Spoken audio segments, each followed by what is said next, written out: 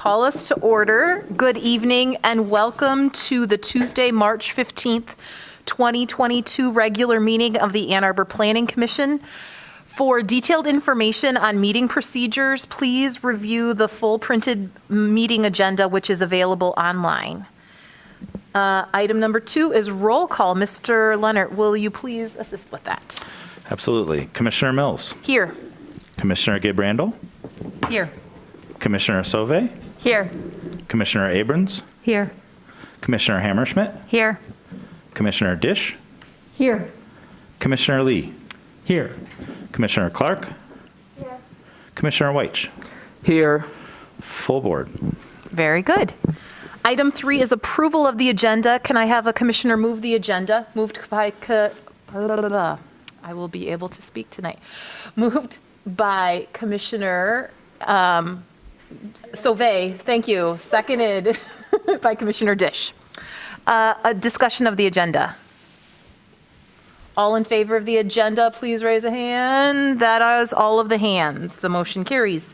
Item 4 are the minutes of the previous meetings, and in our packet this evening, just in time, we had the minutes for both the February 15th and March 1st, 2022 meetings. Can I have a commissioner move those? Moved by Commissioner Abrams, seconded by Commissioner Lee. Any discussion or correction within the minutes? All in favor of the motion, please raise a hand or say yes. That is all of the hands. Next up is item 5, the reports from city administration, city council, planning manager, planning commissioner officers and committees, and any written communications and petitions. And I'll just say on the that last item, we had numerous communications, including Webster Township's draft master plan for our review. Commissioner Dish. So at the last city council meeting, we had TC1, the State and Eisenhower geographically specific zoning, passing on first reading. And we had the concept plan for 350 South 5th passing on first reading. So there will be a public hearing and all of that, final approval at the first meeting in April, I'm pretty sure. And the council approved the resolution to establish an industrial park for Sartorius. So thank you for sending all that forward. Mr. Leonard, anything to add? Nope, no reports this evening. Any commission officers or committees to report out? Committee liaisons? All right. Then let's move to item 6, the public comment. So this is the first opportunity for persons to speak for up to 3 minutes about an issue that's not listed as a public hearing on this agenda. So to be clear, we will have dedicated public hearings on the 2 amendments, on multiple amendments within the Unified Development Code. We'll have public hearing on the Ann Arbor Chinese Church expansion and on Maple Cove 2. But if you'd like to provide public comment on anything else, now is an appropriate time. First, we'll call on folks that are here in council chambers and then remote participants. If you're watching us now, please press *9 if you're listening by phone. You can use the raised hand button if you have joined us through the Zoom link, or if you need to dial in, our call-in number is 877-853-5247, and then the meeting ID is 977-6634-1226. Mr. Leonard, for people who are joining remotely, Mr. Leonard will call on those who have raised their hand, calling on you by the last 3 digits of your telephone number or by your Zoom name. When speaking, please move to a quiet area and mute any background sounds so that we can hear you clearly. And whether you're here in person or calling in online, if you could please state your name and address at the beginning of your comments.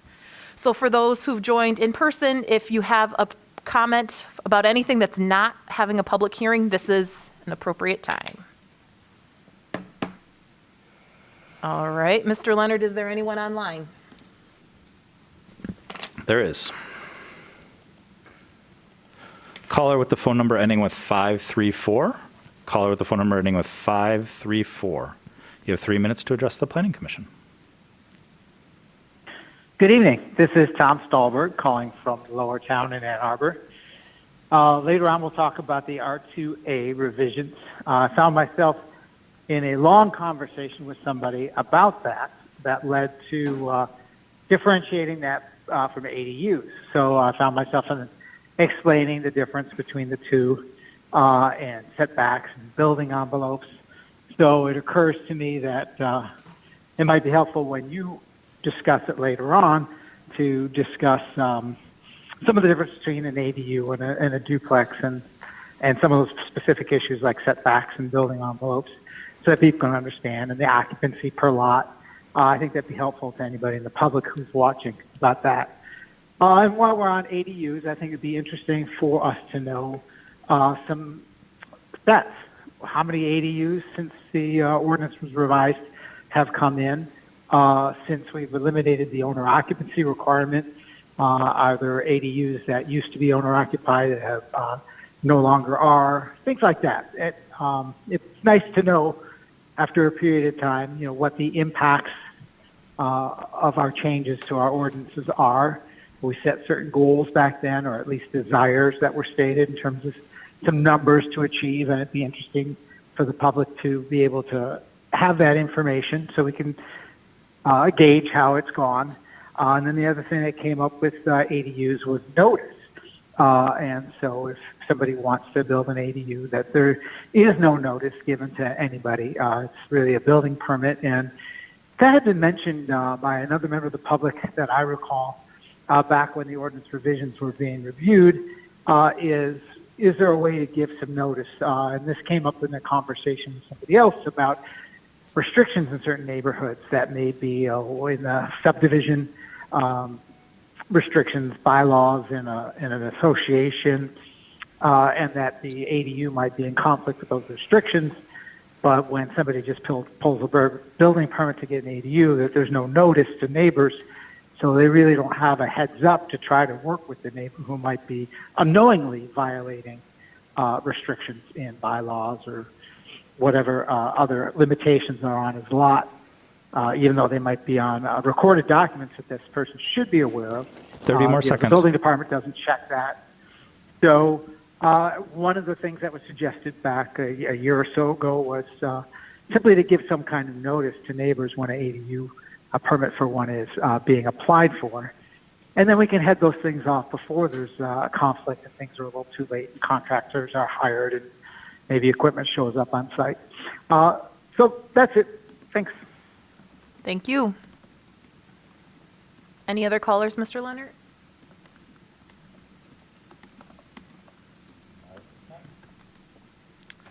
All right. No other callers are indicating to speak. Okay, very good. Then let's move on to item 7, which is the public hearing scheduled for the next business meeting.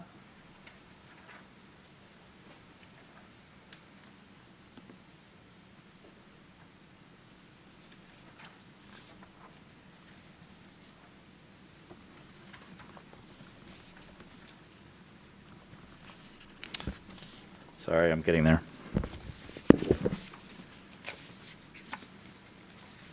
The packet's thick tonight, folks. Okay, we have two quasi-new public hearings scheduled for the April 5th meeting of the Planning Commission. Maple Cove 2 for City Planning Commission approval. This is a proposal to construct a 70-unit apartment complex consisting of 3 buildings, 79,482 square feet, including 86 vehicle parking spaces, 38 bicycle parking spaces, underground stormwater retention, and associated utilities on a 2.5-acre site. You might note that this is also scheduled for a public hearing this evening. Unfortunately, when the notice went out, it had an error in the parcels that were indicated and also failed to identify a required wetland use permit. So we've renoticed that for the following meeting. That is the basis for the recommendation on this evening's agenda. Then second, proposed amendments to the Unified Development Code, Section 5.19 parking standards and Section 5.16.3P transit corridor developments regarding parking standards in order to reduce impervious surface, encourage land use to be efficiently incentivize the construction of new residential uses, reduce the cost of constructing new residential units, and support transit service. Proposed amendments include eliminating minimum parking requirements for all uses, consolidating parking use categories, eliminating some use categories, eliminating the ability to provide bicycle parking off-site, amending the weight limit of vehicles prohibited from parking in driveways, changing the standards and formats of special parking district requirements already in place for D1 and D2, and adding the TC1 district, and amending requirements to electric vehicle parking regulations. Very good, thank you. We can move on then to item 8A, which is our unfinished business. If you'll recall, at the last meeting, because of the technical difficulty, we decided to postpone these, but now they're broken into two different groups. So first, we will take on the amendments within the UDC for the religious assembly use in M1 and the minimum lot size in R2A. And I'm assuming that we're going to start with staff presentation before having opening the public hearing. Yeah, and I think Commissioner Lee would also like to address. Go ahead, Commissioner Lee. Yep, so I'm going to go ahead and recuse myself from these two particular discussions, and I'll be back for the next three. All right, very good. We'll come and Thank get you at the end of this. Sounds like a plan.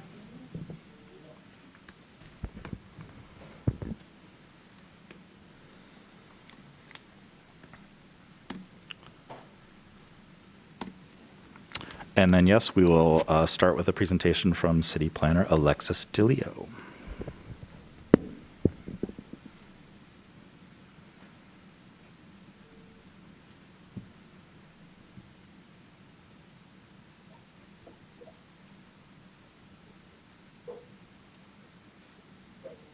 All right. Good evening, everyone. It is a quirk of Zoom that I can't see what you see. So is the slideshow presenting? We do not see the slideshow view.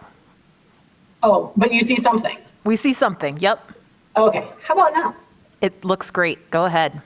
Fantastic. Okay. Good evening. We are here this evening to talk again about some UDC amendments. For the benefit, because we had so many technical difficulties at the last meeting, I will go through the presentation again. It is short. I'm having a slight moment of panic. Did I start? Yes, I started with the correct amendments. We are proposing a total of 5 amendments. I'm going to talk about just 2 right now. The first is an amendment to the primary use table in section 515. And this amendment is to allow religious assembly uses in the M1 district. This slide shows how the amendment will look in the UDC. I've circled what is the row and the columns of the table that are changing. Second amendment is related to the R2A district, which is a 2-family residential zoning district. In this table, table 517-2, it provides the minimum lot area, minimum lot width, and the minimum lot area per dwelling unit. We're proposing 3 changes. First, to reduce the minimum lot area from 8,500 square feet to 5,000 square feet.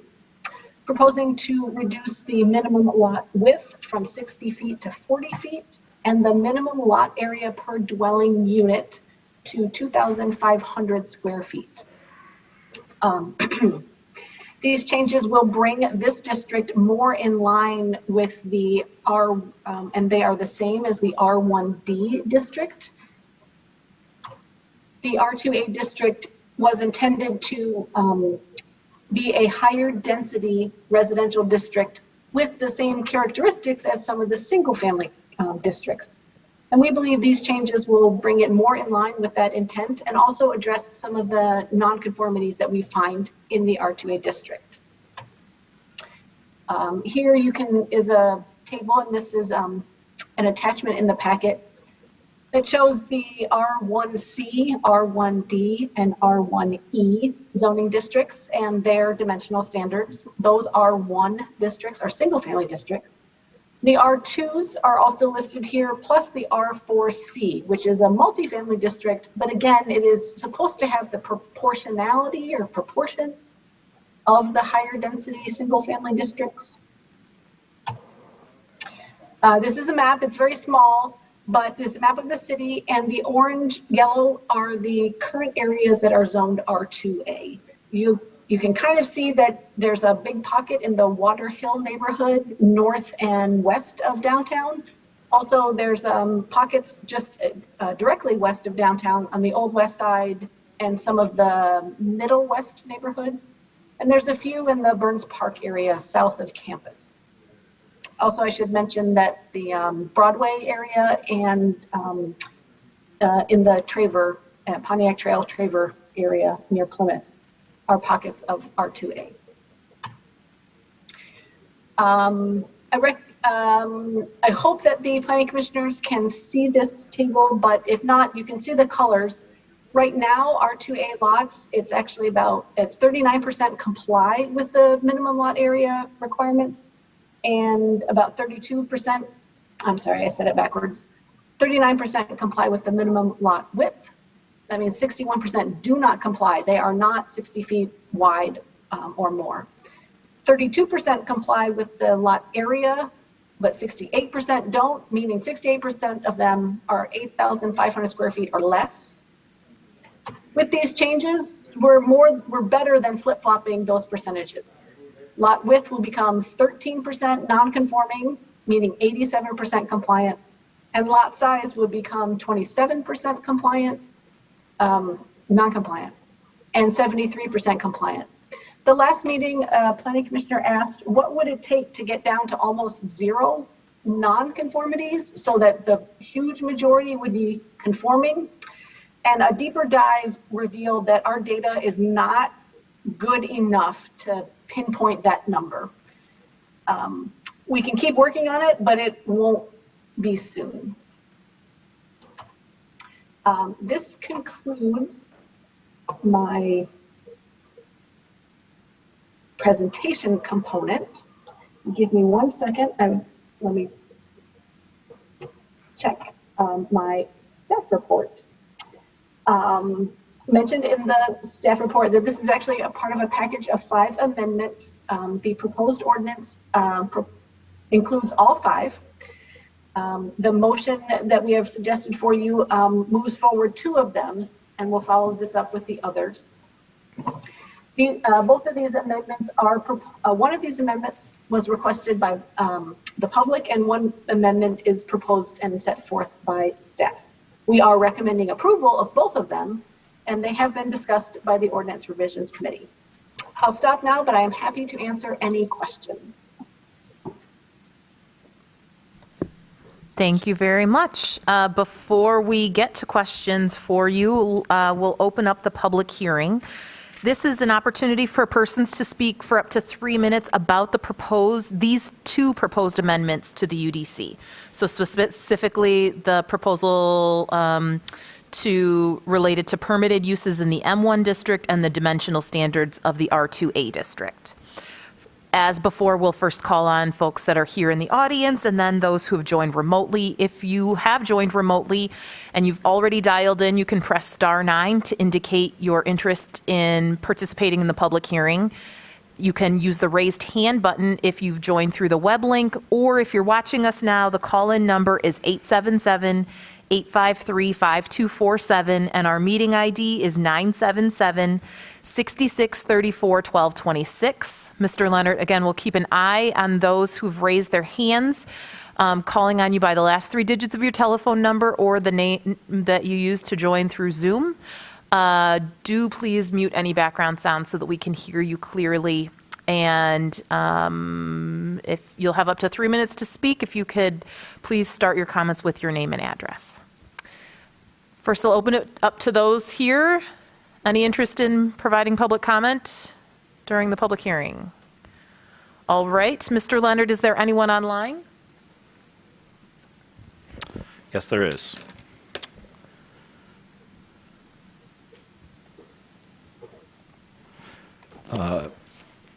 Brad Moore, you have 3 minutes to address the Planning Commission.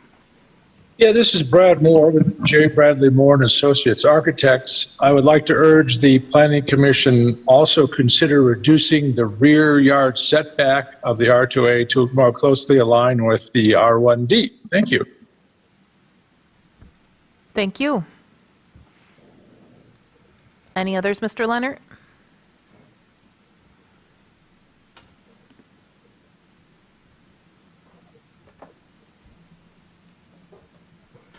Caller with the phone number ending with 534. You have 3 minutes to address the Planning Commission. Hello again, Tom Stahlberg, calling from Lower Town in Ann Arbor. As many of you may know, one of the hats I wear is as a property manager, and both my own investment group and for people, other people as well, we manage a number of duplexes.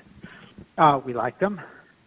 We found them to be great ways for, I'm also a buyer's broker, great ways for owner occupancy of one half of a duplex for people to get a start in home ownership.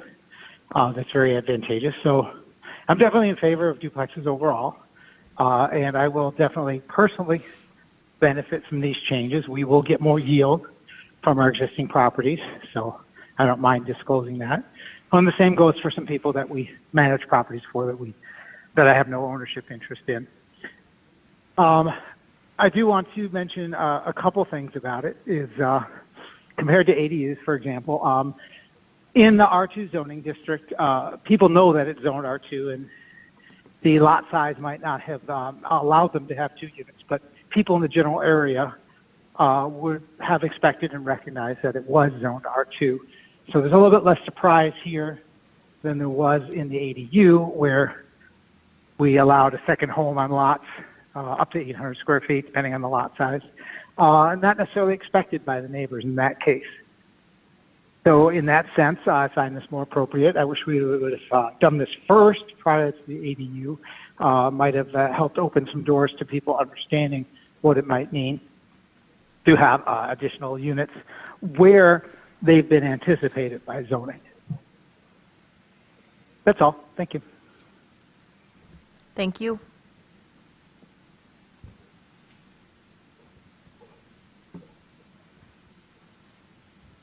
Caller with the phone number ending with 440. You have 3 minutes to address the Planning Commission. Yes, good evening, Planning Commission. My name is Luis Vasquez.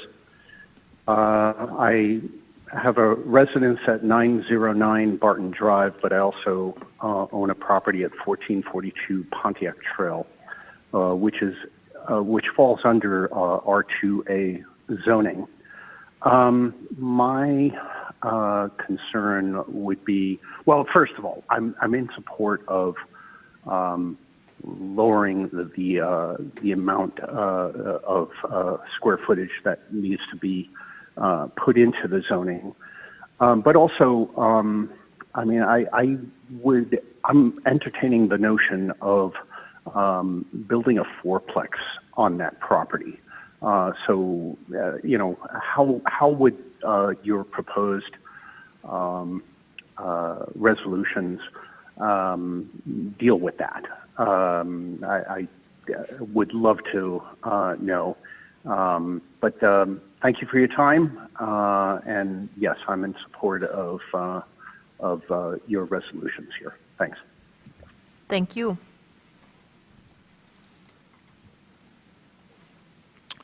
No other speakers are indicating desire to speak. All right, then I'll close the public hearing and read the motion. The Ann Arbor City Planning Commission hereby recommends that the mayor and city council approve the amendments to Chapter 55 Unified Development Code as proposed and generally described as Table 5.15-1 to allow religious assembly use in the M1 Limited Industrial District, and Table 5.17-2 to decrease the minimum lot size, minimum lot area per dwelling unit, and minimum lot width in the R2A two-family dwelling district. Can I have a commissioner move that? Moved by Commissioner Sauvé, seconded by Commissioner Clark. Discussion. Go ahead, Commissioner Dish. I want to preface 2 questions by saying how thrilled I am to see this. I have been hoping that we would do this and requesting that we do this for a while, so I'm really delighted that I know that a lot of work and thought goes into this, and I'm so happy to see it. So I just wanted to know the rationale for retaining a larger side setback for R2A than we require in R1D. So it's 6 foot for R1D, and it remains 10 feet for R2A. And similarly, the rationale for holding on to the larger minimum rear setback. So we're 20 feet setback rear R1D and 30 in R2A. So that's actually one question because it's about, or whatever, it's about why did we retain that? My second question is, if someone had a site zoned R2A and they wanted to put a fourplex there, is there a path for them to do that?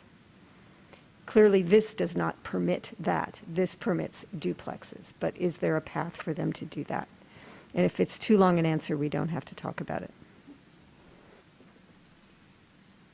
I can speak to those.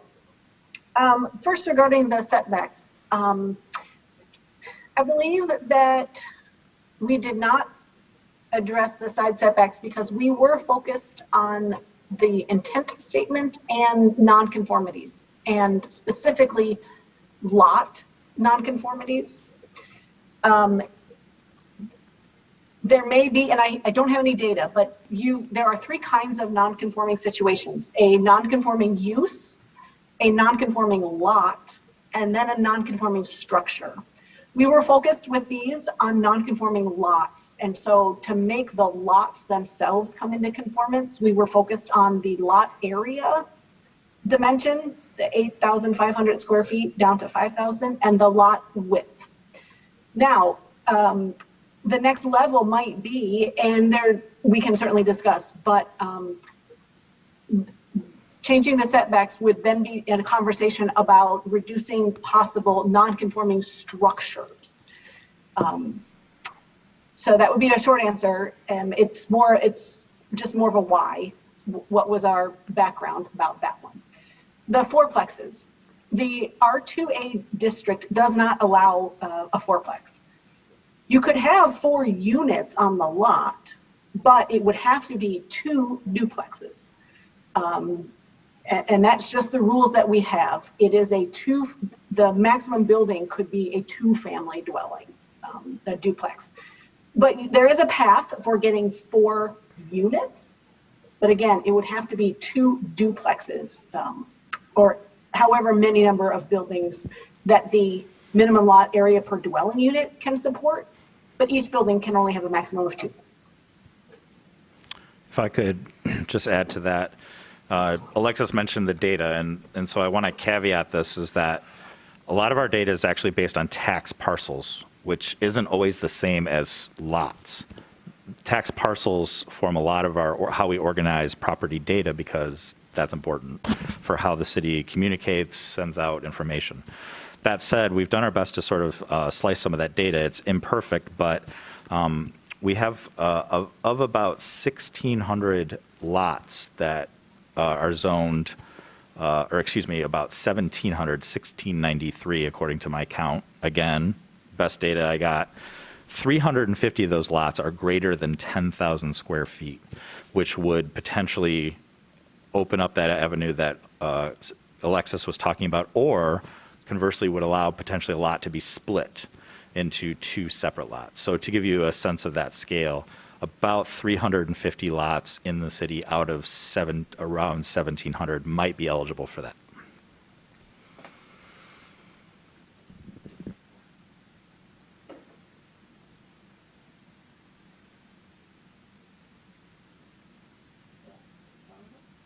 Go ahead, Commissioner Dish. So I understand entirely your rationale for saying that we're not looking at non-conforming structures, so we didn't think about setback.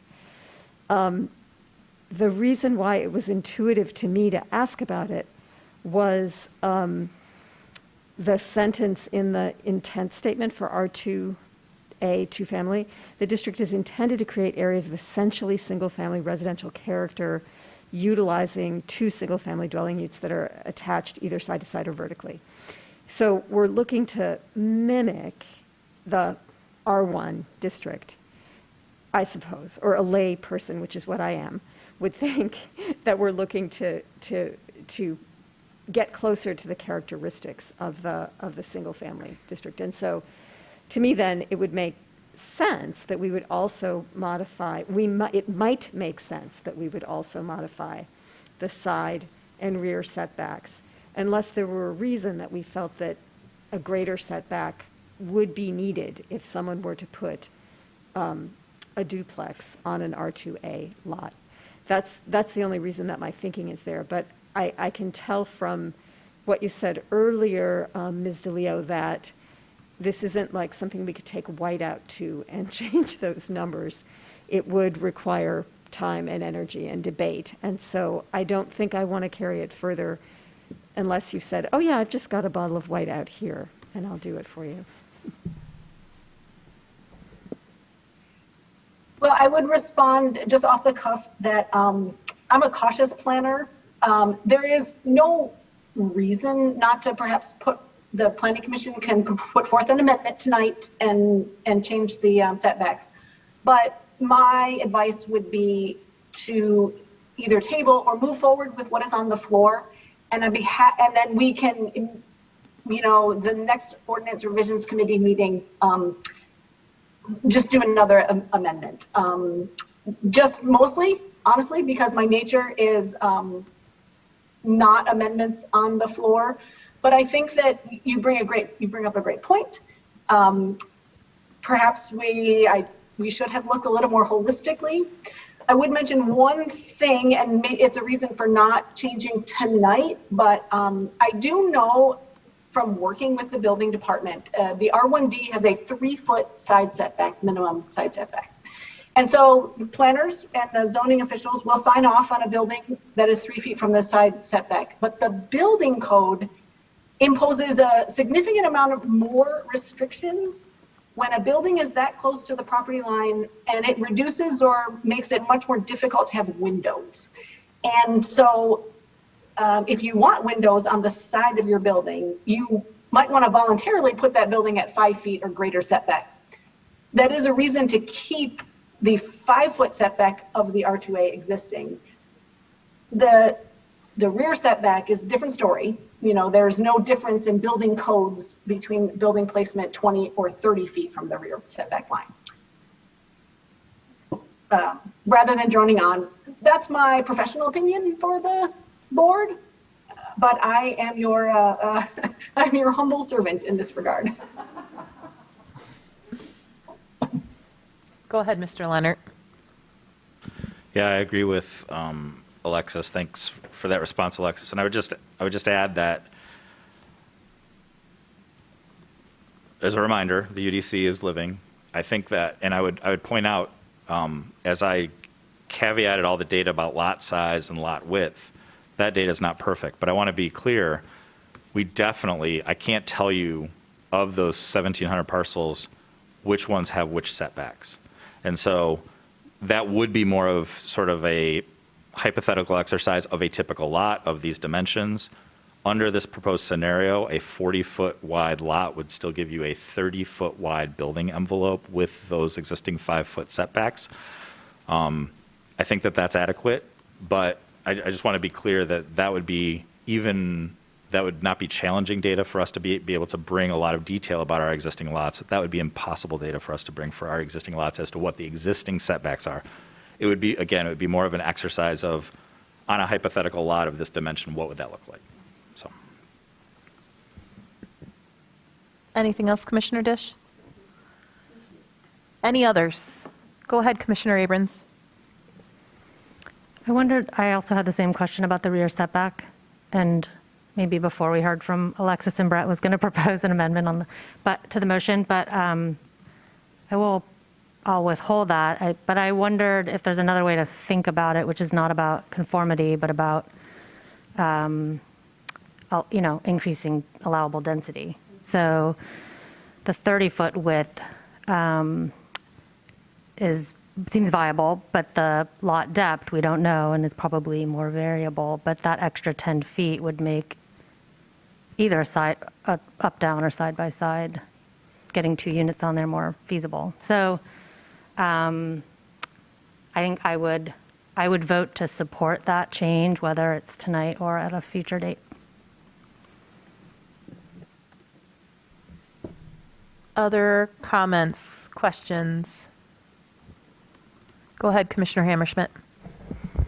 First of all, thank you for looking into my confusing request from a couple of weeks ago. And I just had one more question also related to those pie charts. A lot of stuff going on. So if I'm reading it right, so 87% making these changes, 87% would be brought into compliance by lot width and 73% by lot size. I assume that if one is still non-compliant, that whole lot would be considered out of compliance? So what is the is that right? You were nodding. Yes. Okay. Yes. So what's Zoom, in person, hard. Yeah. I know. Do you have a sense of the 73% that would now be in compliance by lot size, are all of those also by lot width? Do you have a sense, do you know what I'm saying, like of the overlap between those two numbers? I don't have a sense. Okay. It would just be interesting. I think it would just be interesting to know. It would be. We could run that. I don't have it for you tonight. But Yeah, that I don't need it tonight. with the but best of our data, we could make that comparison. Yeah. If that was helpful. Yeah, if we don't end up changing anything with the rear setback tonight and bring that back, maybe if that does come to another ORC meeting, it would be interesting just to sort of look at how is it, those 87% are now compliant by lot width, but they're not compliant by something else, so they're not really compliant. Just be interesting to know. Thanks. Other commissioners? I'll chime in with Commissioner Abrams that I agree that the rear setback is what I would be most interested, that I think would have the biggest impact. The kind of side setbacks, we've heard this before in our discussion about ADUs in terms of even though accessory structures are allowed to be 3 feet in all of the districts from the property line, that if it's habited, that there are additional building code issues with that. So I think 5 feet seems reasonable to maintain on the sides, but I think changing the rear would also be fine. I think that that's not a dramatic change. So making it on the floor makes me feel relatively comfortable. I don't know what additional information staff would actually bring to that. But I also think that, to Commissioner Hammerschmidt's point, passing this tonight so that we get more, even if we don't know the full totality of how many more in compliance on both measures, getting more into compliance I think is helpful. And if others feel like that part should wait, I would be fine with that. But I would also just signal that I am totally comfortable making an amendment to have the rear setback change tonight. Commissioner Gebrandl. I'm in support of it too, but I feel like we should wait because I think there's always unintended things until you get into actually changing the code and all the domino effects that happen. I feel like we should, Alexis is the one that's been working on this. She understands just how complex and intertwined all of this is, and I would feel a lot better. I don't want to do this on the fly because I feel like they need to be able to do their due diligence, and I don't want to unwind it and then have just have other things go awry because of that. So I'm generally supportive of it too, but I'd like to give them the time to be able to do what they need to do to feel confident about moving it forward. I would definitely be supportive and interested in that, but I think that we can save that too. But I just want to give them time to be able to let the professionals do what they do, and I trust that Alexis knows that it would be good to wait on that one. Other commissioners? Go ahead, Commissioner Sauvé. I might play the other side with all of the conversations about our work plan, that I don't want to commit a onerous amount of time to staff and this coming back on the agenda for a change. And I think looking at several of the maps as well, they share backyards in many of these districts. We don't know exactly all of them, but I guess I also take staff's point that this would be kind of a speculative scenario that we can't gather the same amount of data. And so this seems like a purposeful match to the intent of looking towards the single-family districts as kind of a transition one, and that this would then match in that 20-foot setback to be kind of complementary. I don't see with any kind of critical backlash to that change in many of these projects. So I'd be in support of changing it this evening if an amendment came forward.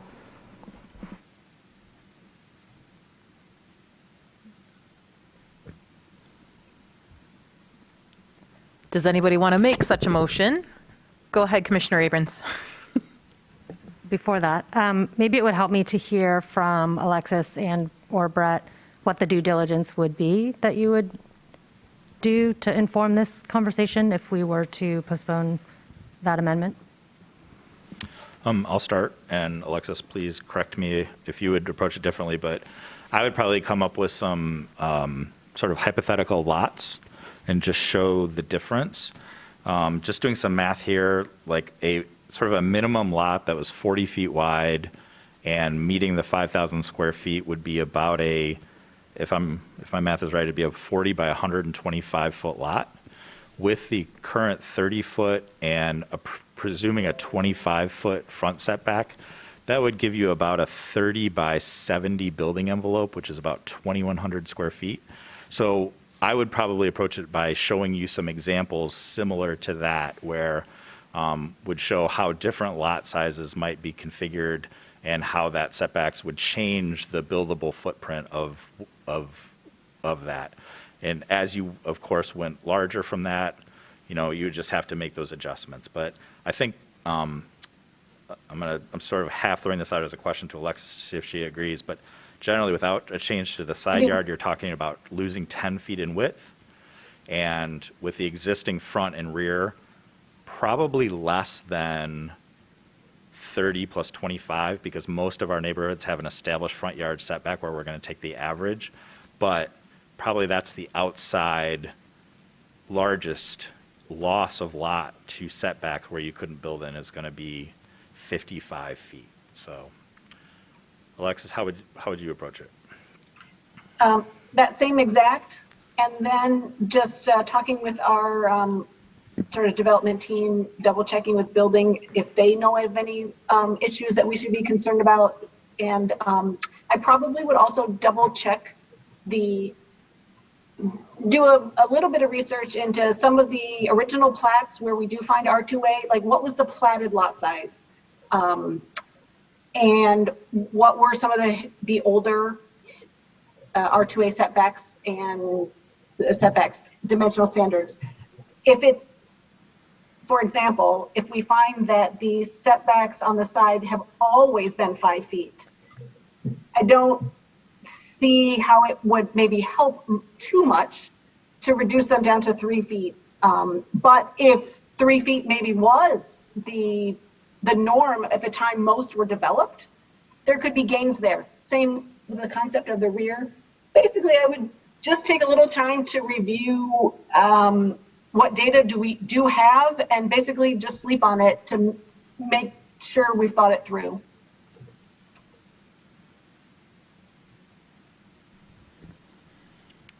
Anyone else? Go ahead, Commissioner Weich. So I'm ambivalent either way, but I do want to throw support around doing the amendment tonight if there's table agreement, just so that we can get to the other things that we need to get to.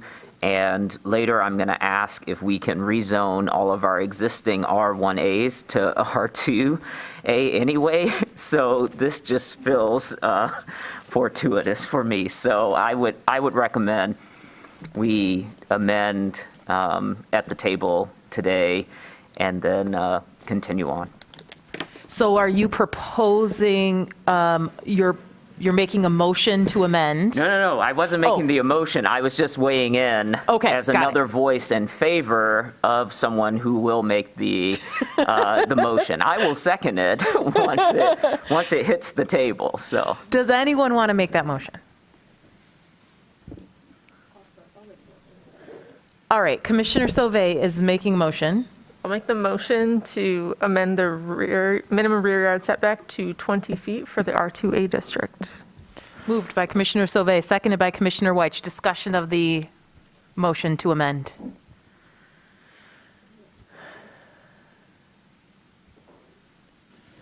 Oh, go ahead, Commissioner Gabrandel. I'm uncomfortable supporting it, so just so people know where I am. I just want, I'd kind of like to see, I don't think we need to take up 3 meetings with this. I feel like it's pretty straightforward, but I would like to have some sense of the implications and things like that. So that's just where I am, just letting folks know. Go ahead, Commissioner Dish. I want to second what Commissioner Gabrandel said, precisely because unless I misunderstood or misheard, it didn't sound like this was going to take a lot of staff time to bring forward the data that staff cares about or feels could shed light on this. And that being the case, I when I hear someone say, I'm cautious, and they are the professional in the room, and it's not like we're talking about a year's delay or anything like that, I feel like deferring to staff. So, but I wouldn't be unhappy if there was so much support for this amendment that we might as well, But my gut is saying I don't think there's a big delay, so it doesn't feel like it needs to be a big rush. Go ahead, Commissioner Hammerschmidt. My gut is also saying to delay, but I also would like to hear from Brett and Alexis, like how much time would this actually take to do? Like how much would this actually set us back if we collected a little more data on this and brought it to ORC and then brought it to the next meeting? Like, how many hours are we talking? Well, it depends on what we find, of course.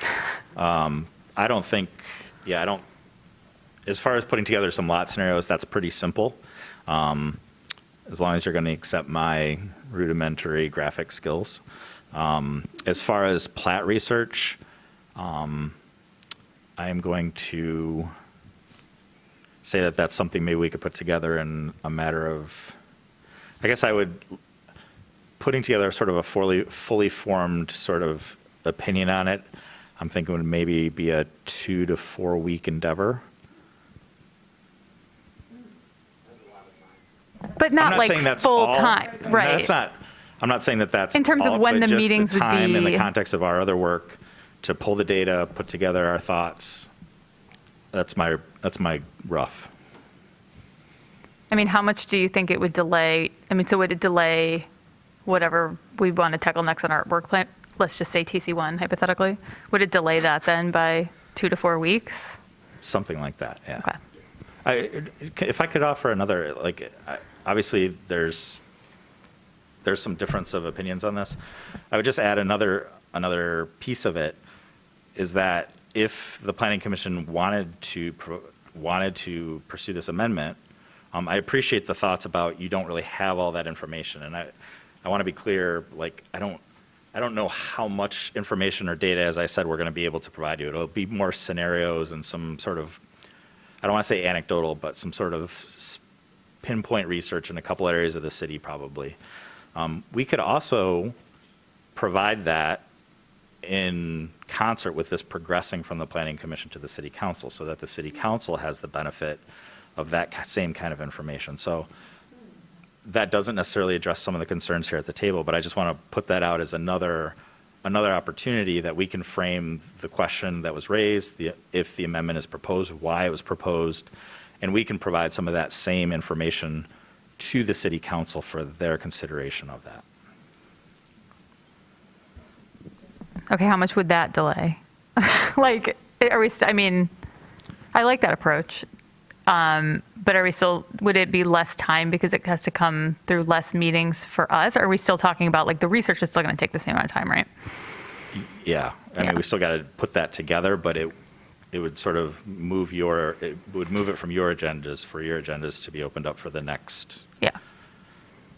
Okay. If Alexis is okay with it, I'm okay with it. Your wish is my command. I would just say, I think that the generic kind of what the impact is on the lot is probably less interesting to me. I think that kind of going back and looking at the plats, and if once upon a time the setbacks in the R2A used to be 3 feet. I think that could be, that data point and that research in my mind was the most interesting thing, even though I'm not proposing that we change that, or that's not the motion on the table. It just suggests to me that that could be an opportunity to get fewer non-conforming structures to allow for then amendments, adaptive reuse. I'm just going to throw that out there. Like, it's not necessarily adapting, but like for those things to happen. So I would be in support in the research in the interim to really triage and go towards that end, or whatever staff finds most interesting. I don't think that this is worth delaying all of the other things on. I don't think that this is worth delaying the other things that are apply to many more than 1,600 properties in our city. So, any other comments before we vote on the amendment to modify the rear setbacks to 20 feet? Go ahead, Commissioner Gibrandel. If we do the scenario that Mr. Leonard suggested, do we need to adjust the amendment? The scenario that Mr. Leonard suggested would stand, and it would go on to City Council, and City Council looks at what we pass them along, but if there's additional, if they want to reverse that, that is their prerogative. Okay. Right? If your research turns up that this would be awful or that it needs to go farther, okay. Okay. So the amendment would go forward as an amendment that came up but we didn't vote on, or that we voted down? No, we would vote right now. We should vote whether or not we as a body think that they should change the rear setback to what we pass on to City Council. We should vote yes if we think council should. So now we're voting to advise council. Yes. Thank you. Yes, but we would be allowing them to continue to do more research between this meeting and the next meeting. Yes. The staff report would include. Exactly, that's right. I just wanted to know if I was supposed to vote no. Right, exactly. Mm-hmm.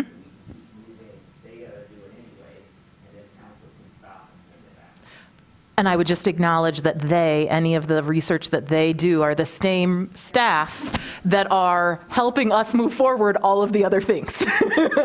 So that is among the reasons that I would keep it minimal, the research in the interim. And just for your first taste of that research, in 1964, the R2A, we're just reflecting a continuation of setbacks in the city. And R2A in 1964 was 5-foot setbacks and a 30-foot rear setback. So, I know Alexis was talking about plats and lots, but from a regulatory perspective, you're seeing inertia. Mm-hmm. Mm-hmm. Well, that's quick on the fly. Any other comments before we take a vote on whether we ought to change that rear setback to 20? We're voting on whether we should change it to 20 feet. Can you roll call of that? We can do a roll call whenever you want. You don't have to for this item, but since there's differing opinions, maybe it makes sense. I think that might probably make sense. All right, so the motion is to amend the rear setback for the R2A district from 30 to 20-foot minimum. Commissioner Mills, Yes. Commissioner Gibrandel, Yes. Commissioner Sauvé, Yes. Commissioner Abrams, Yes. Commissioner Hammerschmidt, Yes. Commissioner Dish, Yes. Commissioner Lee, recused, Commissioner Clark, Yes. Commissioner Weich. Yes. All right, The so amendment passes. great. And now we have an amended proposal. Any other discussion of M1 or the R2A as amended just now? All right, I think we're ready for a vote. Do we need to do this as roll call? Yes. Got it. Yes, please. Commissioner Mills, Yes. Commissioner Gibrandel, Yes. Commissioner Sauvé, Yes. Commissioner Abrams, Yes. Commissioner Hammerschmidt, Yes. Commissioner Dish, Yes. Commissioner Lee is recused, Commissioner Clark, Yes. Commissioner Weich. Yes. Motion carries as amended, or the ordinance passes as amended. Very good. Let's see, do we know where Commissioner Lee went? Shall we go grab him? I will summon him shortly. Thank you, and I will find the motion for the next one too in my packet.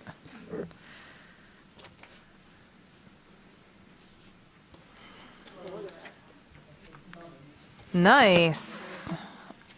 Okay. So we are ready for item 8B, which are 3 additional amendments to the Unified Development Code. And rather than introduce them, Mr. Leo, can you, rather than me talk about them, can you introduce them for us? Yes, I can. Let me argue with Zoom sharing again. Looks good. All right. Let me, okay, here we go. Cooking with gas. Okay. Thank you. We have 3 more UDC amendments for you tonight. They deal with marijuana facilities and their licenses and types. They deal with curb cuts and street trees mostly, curb cuts part of it, and with the landscape modification section. Again, the proposed ordinance has all 5 amendments that I am proposing, but right now I'll just talk about the last 3. The first, to section 516(3)G regarding marijuana facilities. We have 2 changes and then a reorganization. We are proposing to delete paragraph D entirely, and that is a table mostly that talks about the number of state licenses per lot. As you can see on the screen, the M1, M1A, and M2 district allowed 5 licenses per lot. RE for research and ORL for office, research, light industrial allowed 2, and all other districts where the facilities were allowed had 1. Proposing to delete that. Also proposing to delete paragraph E, which was the types of facilities on a lot. And paragraph E said no more than 1 type of the following shall be located on a lot, and we'll be deleting that entire paragraph. Then we are proposing to reorganize. Whereas before, the old layout in this section was organized by the types of restrictions.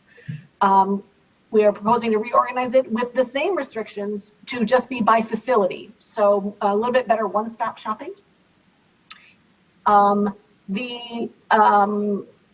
Because we are not proposing to eliminate any other restrictions, there will still be the requirements that there is spacing between certain facilities and schools, spacing between certain facilities amongst each other, and so on and so forth. All the same standards apply. These changes, though, will add a little bit of clarity in our ordinance, and they would better align with state standards. Happy to go into that a little bit more, but I did talk about that at the last meeting. Another amendment that we are proposing is to section 520.10B, which is trees in the public right-of-way. We are proposing to exclude the width of a curb cut when you are measuring for required street trees. And then we are proposing to put 2 headings there, 1 authority or A, authority, B, site plan requirements. The site plan requirement would be that 1 street tree is required for every 45 linear feet of existing and proposed public street rights of way, minus the width of the curb cut. Existing trees can count for that standard. And our final amendment is section 530.1, which is our landscape modification section. Currently, it allows flexibility in 5 sections of the landscape requirements, dealing with vehicular use areas and the parking lot islands, dealing with conflicting land use buffers, shared driveways and private streets, refuse and recycling container screening, and then the material and design standards. In this section, we're also proposing, like the marijuana facility section, to do some changes and then some reorganization. The current format has all of these things just listed in 1 sentence. I'm proposing to just literally list them out, 1 to 6, and adding trees in the public right-of-way as a thing that you can modify as part of a site plan approval. The other things that we are proposing to do in this section are to change two and clarify two other modifications. This section says that there are certain sections, we've just dealt with that, that can be modified for specific reasons. And I've summarized here on the slide. One reason is if you're in a special parking district. That is basically in the downtown in the DDA. It is defined, but basically. Another is if you will result in the loss of required parking spaces. That's what we consider a acceptable reason to modify the requirements.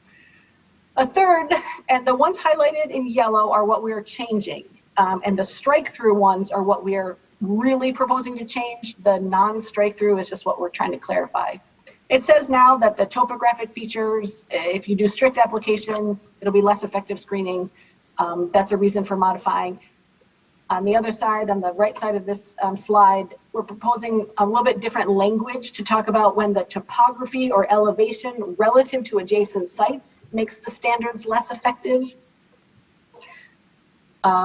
Currently, we have a reason of adding new plantings would be detrimental to the plants or create undesirable conditions. And in the exact wording, it's a little bit awkward and clumsy. We are proposing to try to explain it as when new plants would be more detrimental to the overall effect and the benefits that you would receive than keeping the existing plantings. Oh, there's also, we have a reason that talks about when you're proposing bioretention areas, prairies, and xeriscaping. And because of our experience, these things are not proposed, so they're not really a useful reason to modify. So, but what would be changing that one, number 5, to talking about when the conditions prevent the strict application of the landscape requirements. Examples being when you have contaminated soils or maybe clay soils that do not infiltrate, or if you have underground utilities that just cannot support any plantings on top. Those should be reasons to modify a site plan. One listed reason is proposed planned projects or PUDs. We don't have planned projects anymore, so no one is going to use that as a reason. And PUDs already have an embedded way to flex the landscape requirements. So we don't need to modify a PUD. It has its own procedures. But we can replace that with a modification for when new street trees are prevented by obstructions. In the full language, I give some examples about what an obstruction might be. And then it is a landscape modification can be approved when you are trying to maintain approved, but now non-conforming elements. Keep that going forward. And this is just a whole picture. The current layout has the section header, the sentence that lists all of the sections, and then its standards of approval contain both the standards and the modifications eligibility. And we are proposing here to just make it a little more user-friendly by having an eligible requirement section and listing out the 7, listing the modification conditions so you can better determine your eligibility, and then providing the same exact standards for approval and the approval procedures. Staff is recommending approval of all 3 amendments as proposed. And I will conclude my presentation and happy to answer any follow-up questions. Thank you very much. The next thing that we'll do is open the public hearing for this item. So this is an opportunity for persons to speak about these 3 amendments to the UDC, marijuana licenses, trees in the right-of-way, and landscape modifications. If you're joining remotely, you can press star 9 if you're listening by phone, use the raised hand button, or call in. Again, our call-in number is 877-853-5247. Our meeting ID is 977-6634-1226. Mr. Leonard will call on those who've raised their hand. You do that by pressing star 9 again, or using the raised hand button, and he'll call on you by the last 3 digits of your telephone number or by your name. Please move to a quiet area and mute any background sounds so that we can hear you clearly. And whether you're in person or participating in the public hearing remotely, please state your name and address at the beginning of your comments. Is there anyone in chambers that would like to participate in the public hearing? Jeff Benko, 213 West Madison. Following up on the comments I made at the last meeting concerning the marijuana amendment, I believe increasing the number of licenses for any lot would not be in Ann Arbor's best interest. In the commercial or industrial areas for these far from residents, it would be inequitable to increase capacity for only these sites. Any discussion of increasing overall capacity needs to really involve the potentially altering the limits on the number and the separation distance of these facilities as well. For any lots near residents, it would be unfair to remove the protections provided to them. As one who lives near these facilities, I object to removing these restrictions. I know my neighbors are also concerned, and I do not believe council would receive support from the residents for this amendment. The motivation that was mentioned at one point about allowing growers to more fully utilize their lots does have some substance and could be further considered, but obviously the amendment goes much further and should be reworked. Thank you for your time and attention. Thank you. Anyone else? Mr. Leonard, is there anyone who's joined remotely who is interested in participating?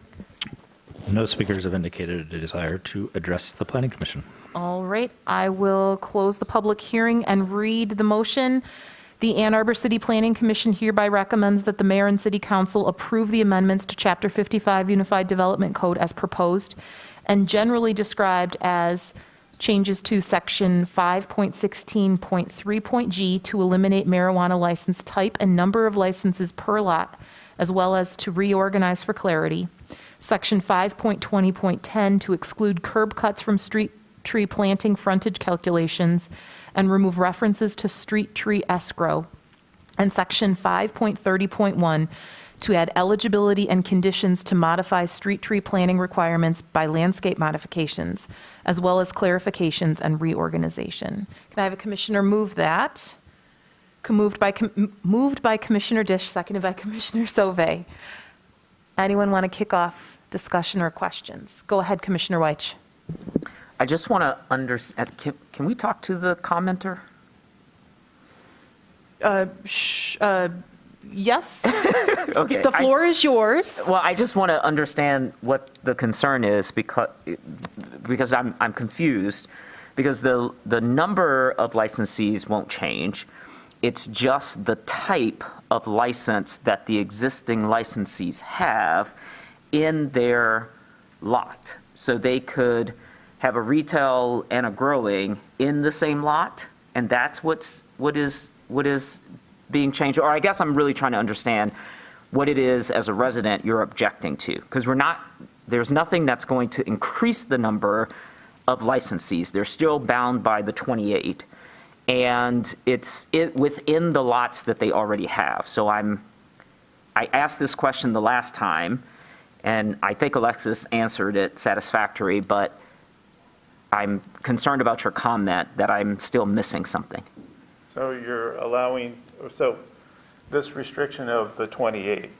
So, but what if you at some point in the future want to increase that, then this lot has unlimited, can increase those same types of licenses. But it would have to go through this whole process again because it would be a change to the code. Written in the code is the restriction. So if someone wants to change it, it starts here and then it goes to council. Is that correct? That's a great question for staff. Okay, thank you. Yes. Staff, is that correct?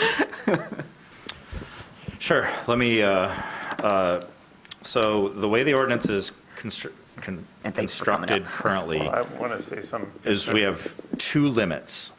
There are multiple facility types. Of those multiple facility types, three of them have quantity limits.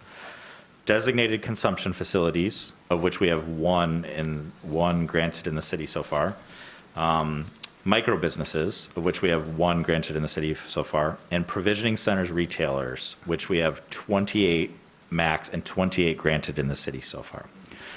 So currently, we regulate all those facility types by 2 ways, by the use, by the proposed zoning districts, which they are, and in the code, it says, the Planning Commission shall not issue more special exception uses than the city council has allotted to that. So in the example that the speaker is addressing, if the city council were to amend to say, we would now like to establish up to 38 provisioning center licenses, then what this change would do, currently you couldn't have more than 1 provisioning license at that location. If that were to happen, other licenses were to come up and no other changes happen, then a petitioner could come and ask to amend a special exception use for that same property to add 2 provisioning centers to that. You are right, they would have to come through this process, but there could be action at the city council that impacts sort of opens the door for that differently. So this does not change, it doesn't change the uses that are permissible at that location, but it could, for example, in another example, it could say that a micro business then could also seek approval at that same location, whereas currently, depending on the number of licenses in the zoning district, you would be limited. So in the vast majority of the city, only 1 license per lot. So this change would allow, in that case, potentially a second facility to locate on that lot. Who grants the license? Is that the state or the city or both? Both. Okay, but, and so there's just a lot of steps, I feel like. And so the amendment changes modifications that we're making here don't seem to address what you raised. So I wanted to make sure I understood what you were raising, because you were concerned, well, if the chair permits, you can restate it so that I make sure I understand exactly what you are objecting to. Go ahead. Okay. So one just comment as far as that, but if it's not making any change, then why do it?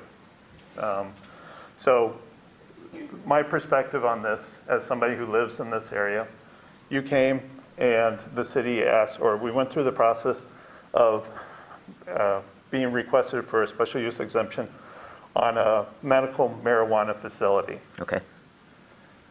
It was changed without any of our awareness or going through the process to change it to recreational. And now you want to, again, just increase it, remove any restrictions on the amount of these things that are here. It seems like, we made an agreement on medical marijuana and it's continually eroding away. That is my concern. Is that apparent? It is. I don't know who to properly address this to as we debate. So if I can just talk to you, Chair Mills. So the state changed the law around medical to recreational. And so because of that, there wasn't a stop at Planning Commission to say, hey, City of Ann Arbor, this state change is going to change these local things. Do you want to change your ordinances to reject this in some way? So we didn't skip a step in our deliberations as a body. So I don't trust my memory, even though I've been here from the beginning of this, I don't trust it. So that I think is a good thing for staff, because I do think we did have that discussion. Yeah, so that sort of evolution that was addressed, that was a result of a couple of items. When the state legislative framework was enacted that allowed for medical marijuana facilities, that was the first. The city chose to allow those facilities in the city. So at that time, the city then modified its zoning code and a licensing ordinance to allow for medical marijuana facilities to be established in the city. That established the special exception use permit that required a medical provisioning center to be established, to require that step before it to be established, and a cap was established at that same time. Subsequent to the city enacting that, the voters of the state passed a new law the Taxation and Recreational Marijuana Act.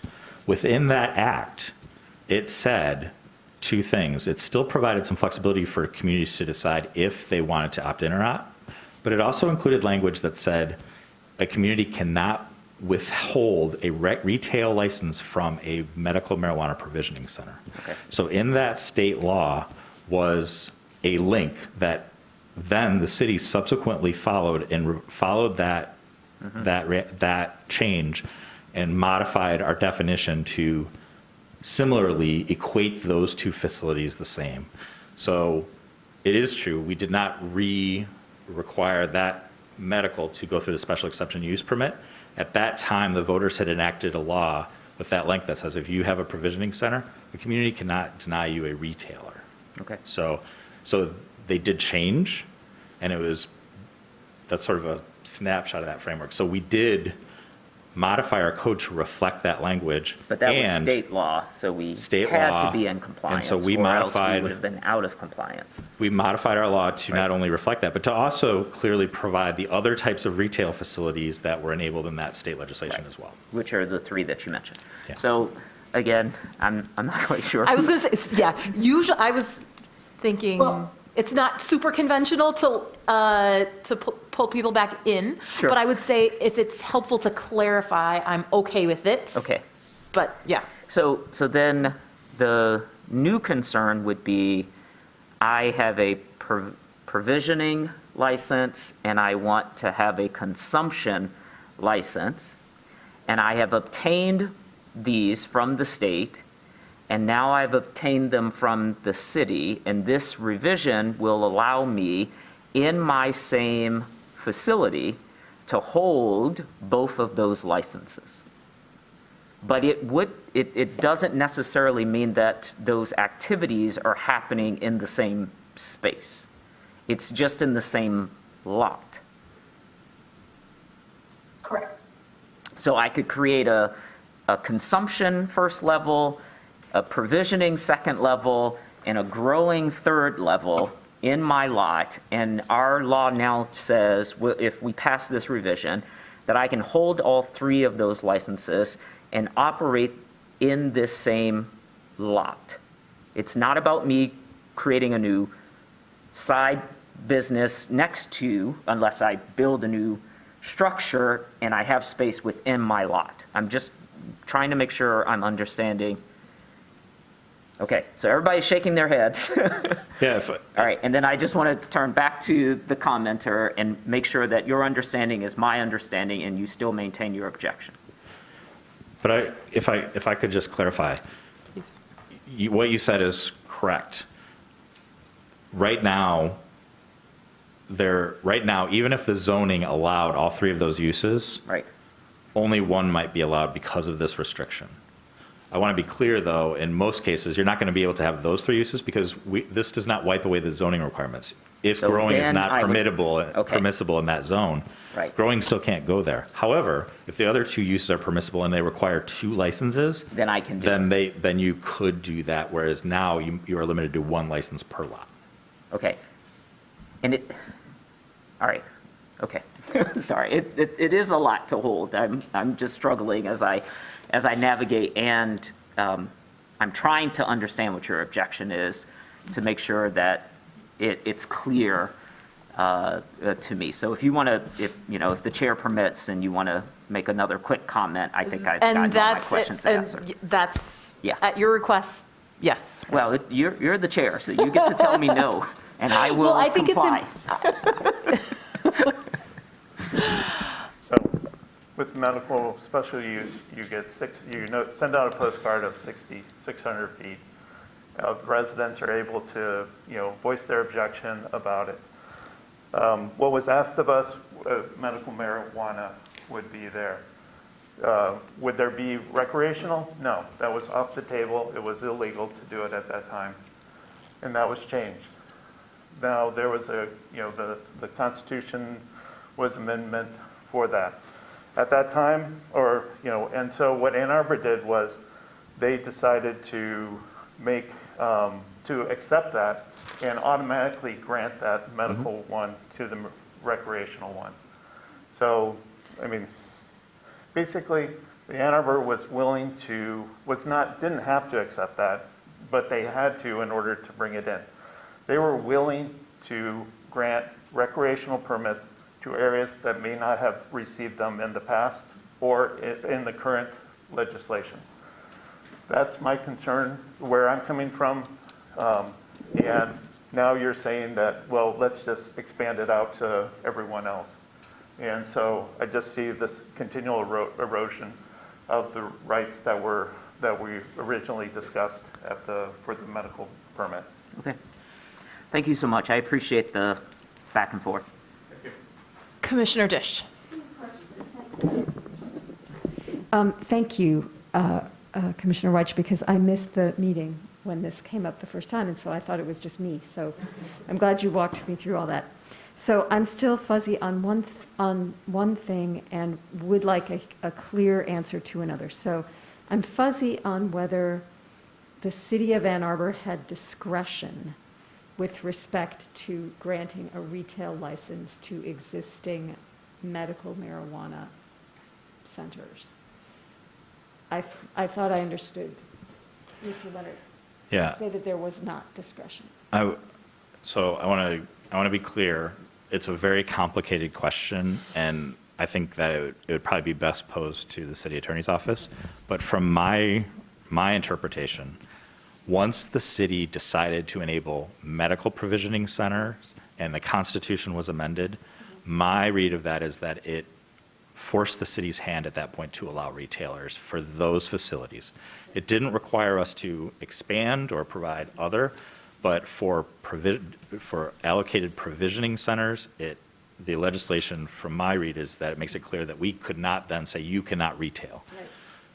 Subsequently, the city council memorialized that in ordinance amendments, both in the UDC and in the licensing to, I think, fully acknowledge and accommodate retailers specifically. So. Did we increase the number of retail? No. No. Okay, thank you. To be clear, we modified the definition, whereas before it said medical marijuana provisioning center, the definition was modified to say that and retailer shall be used interchangeably. I will follow up with the city attorneys to verify whether there was, in fact, no discretion. Okay.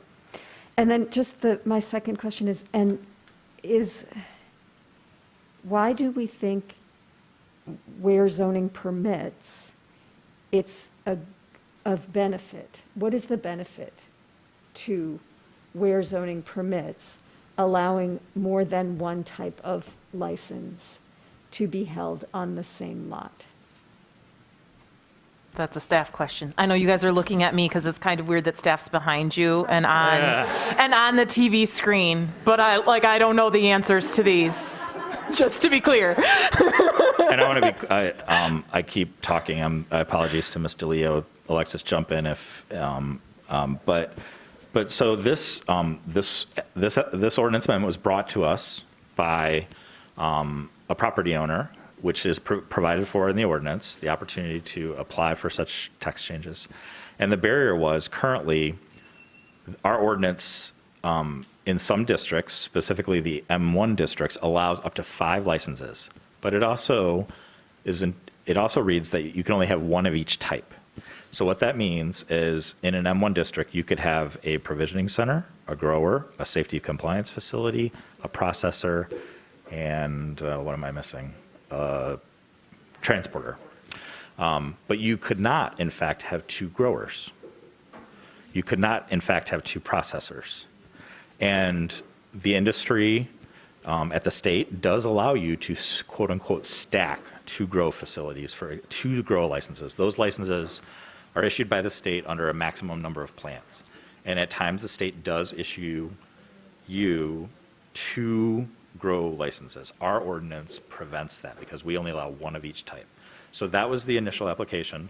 And in presenting that and discussing at the Ordinance Revisions Committee, I think that there was a I don't want to speak for them, but I think that there was some conversation of that part of that restriction of licenses per lot was similar to some of the locational restrictions. And I think it was out of a sense of we didn't know exactly what this impact was going to be in our community. And it was, as we talked about with other things, maybe it was a more conservative approach to provide some opportunities for this, but it was also cognizant of maybe we don't want to open up the door for a entire multi-suite building to be solely marijuana as opposed to that being a couple of uses. I think, again, not speaking for that ORC, but at that conversation, I think those fears have started to roll away as we've experienced in our community that these uses have been established and the city is still functioning largely. It doesn't seem to have a negative impact in a lot of business areas. So there was, I think, a thought of perhaps there's an opportunity to go further and be more flexible with these. And that's how we got to the framework that we have here. And Alexis is not Right, shaking her head no. Oh, well, I would only add that we were regulating what we thought the industry would be like. We were basically trying to regulate for a brand new industry that had very little case history. Now that we have some years under our, and exactly what Brett had talked about, we thought that limiting and spreading out would be better. We both have experience, and the industry is maturing, and also the regulations are a little bit changing. So now I think the benefit is our experience is showing that the industry is physically not spread out around our city. It's concentrated, but also I think we assumed that the bigger operations would just get bigger, would be getting different licenses, single licenses. But the state is changing how they regulate it, and we didn't know that at the time. And they're not giving the numbers won't work, but for discussion, they're not giving, issuing a 1,000 plant permit, a license, and a 5,000 and a 10,000. They're issuing 2 or 3 5,000 plant permits. They don't have a 10,000 option. So our change means that the same exact facilities can grow in place and will not literally spread out. I think this is actually helping us. Our regulations are now might turn out to harm us in forcing growers as one facility to literally spread out. But if we make these changes, they can be more compact and they can do the same things that they want to do in their existing building. We're not forcing them to spread out. This is I think a combination of experience. Now we also know how the industry is being regulated. We can match better. I think that's one of the benefits to making this change for our city is that we're not forcing people to separate from themselves to find additional lots. They can do more in the same space. They can densify, if you will. Commissioner Gibrandl. I'm going to need some reminding on this because I think it was with the grow license that you were required to do a certain amount of solar. And I want to understand the implications of this because what I do not want is to be able to get out of that or to minimize that because this industry is just an enormous energy hog and it is completely antithetical to our 820 goals. And so I want to make sure that if we make this change that we are not compromising that at all. Yeah, no change. Again, we're not changing any of the requirements associated with any of these facilities. We're not changing the zones in which they are allowed. It is only how they can be realized in those zones in multiples as opposed to in one per lot. So there would be no change to, we require, I forget the percentage, but we require a percentage of the anticipated energy load to be provided via on-site solar renewable for grow facilities and for micro businesses, which includes a grow component. No change to those requirements. So if you added that component to your lot and you did not have solar because you weren't doing that, you would be required to add solar because you're doing that. Correct. Okay, that's what I wanted to know. Thank you. But to be clear, for that use, the requirement doesn't apply to a provisioning center. It doesn't Right, require other exactly. uses in the building. That's right. Okay. And small amendment because it's based on the percentage of annual electricity used. If you need to add more lights, whatever, to grow more plants and you generate more electricity, like you have to add solar panels too. So then the petitioner would be required to project what that would be in order to be able to add additional solar panels. Okay. Other questions, comments? Go ahead, Commissioner Sauvé. I just had a point of clarification for staff, because all other zoning districts where this is permissible right now, say the D districts, C districts, those are still one license. And so those intensities aren't changing with kind of the stacking of licenses, correct?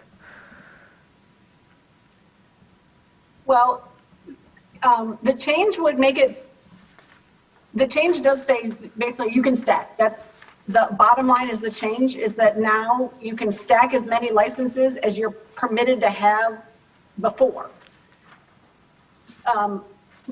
The most change you're going to see, though, is in the industrial districts and is in the industrial districts, because those are the ones that allow the most types of facilities. In the downtown districts and the commercial districts, on the one hand, you'll be able to stack licenses, but we still have all of the separation restrictions, and then just the plain fact, is it a permitted use or not restriction? I guess what this change. Yep. I guess specifically I'm reading the M1, M2 can have up to 5 licenses, the ORL up to 2, all other zoning districts. That's gone. That's gone. That's the gone, and now all of them are That's completely opened up. That's the transition. Right. So, For stacking purposes and variety purposes, those components are gone. But what remains is 600 feet between provisioning centers and provisioning centers, and just the plain old permitted uses. You can't have a grower in D2, just can't have it. Right. So you can't stack a provisioning center and a grower. That's helpful. Yep, those are the kind of things, right, like the matrix of use zoning district conversation. I want to just kind of have clarification and conversation, so thanks a lot. For the, for general discussion purposes, what it means in the industrial districts is all of the types of facilities can stack on the same lot. And so you can have a much more cradle to grave operation, if you want to describe it as that. That's really the change that's happening in the industrial districts. You can stack on the same lot. They don't have to be all next to each other down the street. Could also be under the same roof. For the only change in, say, the regarding provisioning centers and the downtown and the C commercial districts and our commercial corridors, the only functional change is that you can have a provisioning center retailer and a consumption facility in the same building.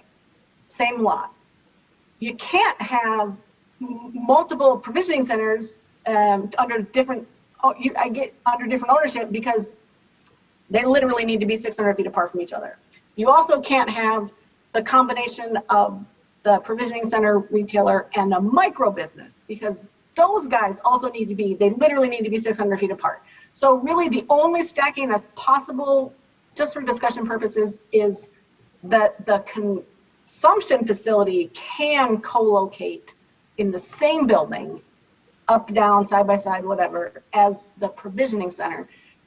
That's like sort of the boots on the ground changes for discussion level. But again, the permitted uses, where they can go in the first place, not changing.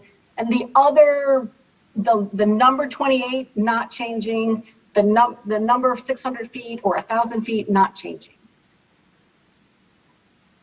I think that's helpful. Thank you. It's, I guess, like, as kind of a point of clarification of where this intensity really does happen, like we're talking about stacking, but because there's only so many permitted uses, you know, it reads like it opens up a lot from one license to many, but there's many less permitted uses and stronger regulation in those districts as well that rebalance it. So I feel really comfortable with this. Other comments?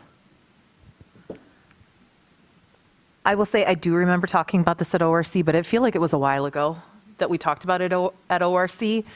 And my memory, I don't know. I mean, I can't remember your names tonight. So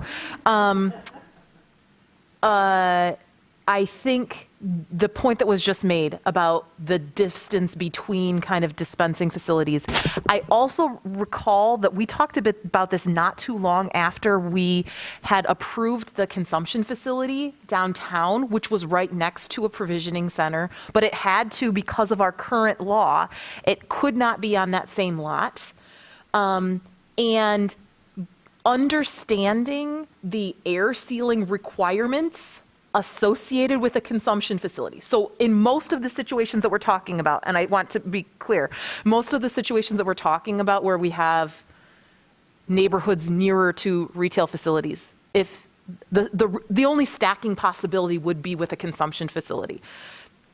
The sealing requirements suggested to me like they would be held to a much higher standard than folks taking product from the retailing facility. And so I think is the people who are on ORC, like we talked about this a little bit, I think. And so that seemed in some ways to, while yes, it may be more of the square footage associated with it, it may actually lend itself to a consolidation that could have additional benefits associated with it. So thank you for the discussion though about this. This is all on that one, and in case people, just to know, we also have street trees, landscape modifications, but Commissioner Lee, you are welcome to provide comment or questions on any of those three. Yeah, sounds good. Thank you. So just wanted to, as a point of information, that the minimum of 10% of energy uses need to be in solar panels for marijuana facilities. That's in Section 7E. All of the regulations with respect to, again, 1,000 square feet from public schools, as well as 600 feet from any other lots are still in effect. And there's still a lot of regulations in this ordinance about emanation of odors, like none of those are, getting deregulated here. So I think really to me where it makes a lot of sense is from, for example, the concept of a safety compliance lab next to a grower or something along those lines. So it's like, so I do hear what Planner DeLeo is saying with respect to, you almost are creating a little more density rather than having it spread out further. So that I just wanted to point out that the solar panel requirement for growing facilities is still at 10% of energy usage.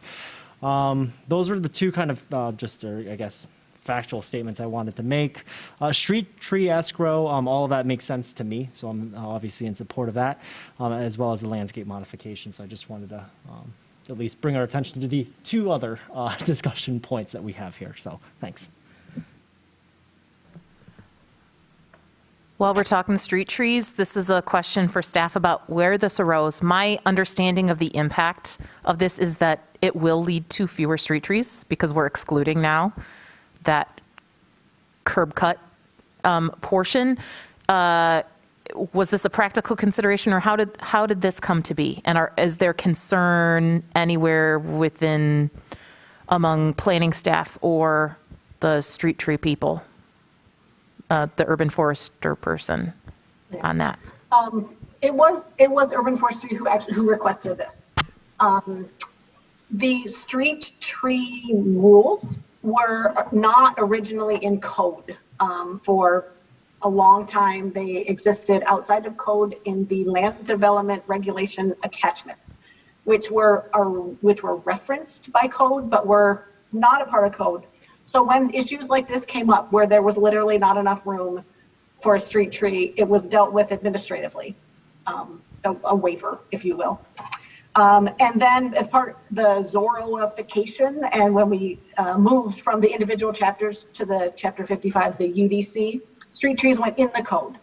And I know there's been there's been some variances, I think, because now when it's in the UDC, the only way to get out of it is a variance or this landscape modification section.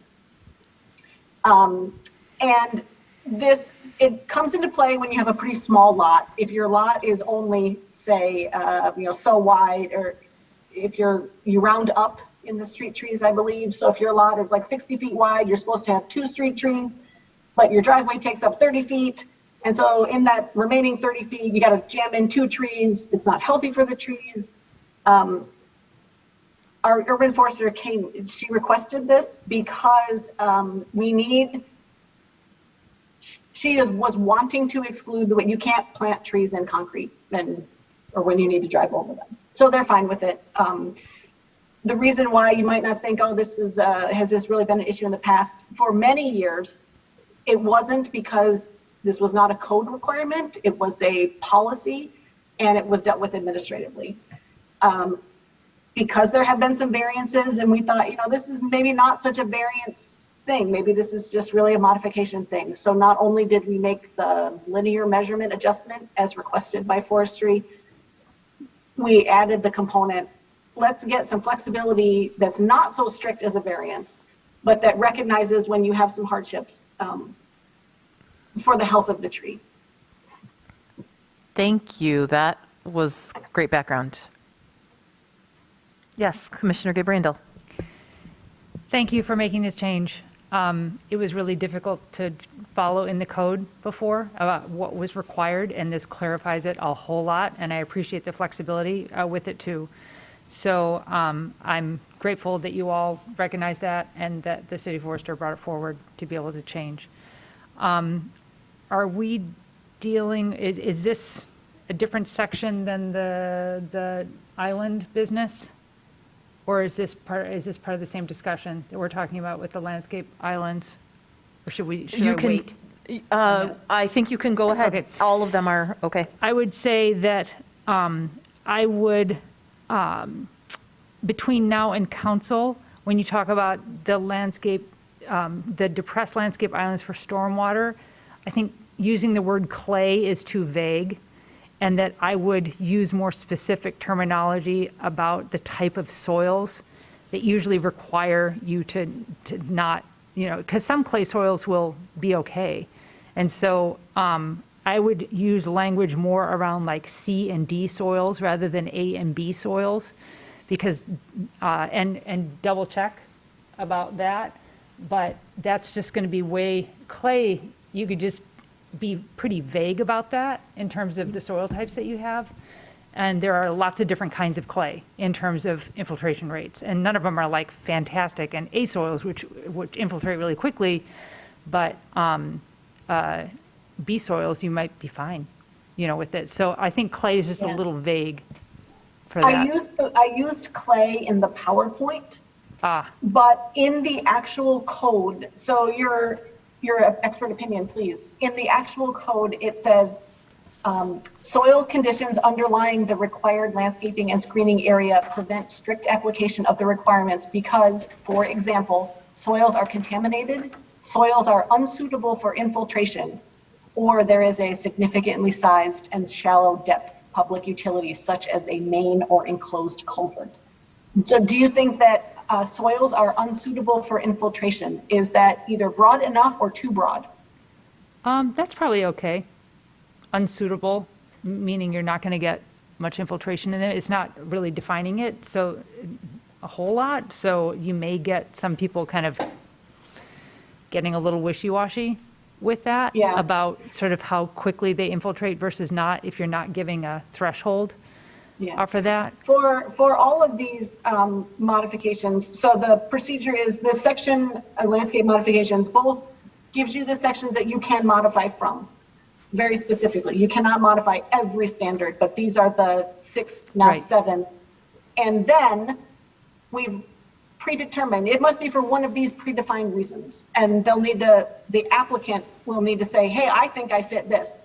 But planning staff generally, and certainly our urban forester, they provide comment. It's a separate motion, or if it's not a separate motion, it's specifically called out in the motion for approval. It's site plan approval with landscape modifications, and our urban forester provides their recommendation. And so, this is speaking to this standard needs to be both supported or offered by the applicant, supported by our staff, and then ultimately approved. And it may be denied. So Got it. Even if someone has said, I've got soils C? Well, if our experts, if our landscape architects and our urban foresters say, yeah, you do, but it's also special conditions, this, we don't support it. Got it. You know, Okay. none of this is a entitlement, I should say. It's just a tool. Okay, that seems fine to me then. As long as it has another filter on it of approval, then that seems fine to me. Thank you. Anyone else on the 3 UDC modifications? You can speak to any or all. All right, Mr. Leonard, I think we are ready for a vote.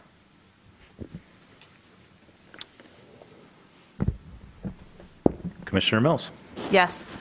Commissioner Gibrandal, Yes. Commissioner Sauvé, Yes. Commissioner Abrams, Yes. Commissioner Hammerschmidt, Yes. Commissioner Dish, Yes. Commissioner Lee, Yes. Commissioner Clark, Yes. Commissioner Weich. Yes. Motion carries. Very good. That takes us through 8. Given that it's almost 9, can we take a 6-minute break and come back? You can't run to refill your water at home, run to a refrigerator anymore, but you can run to the bathroom.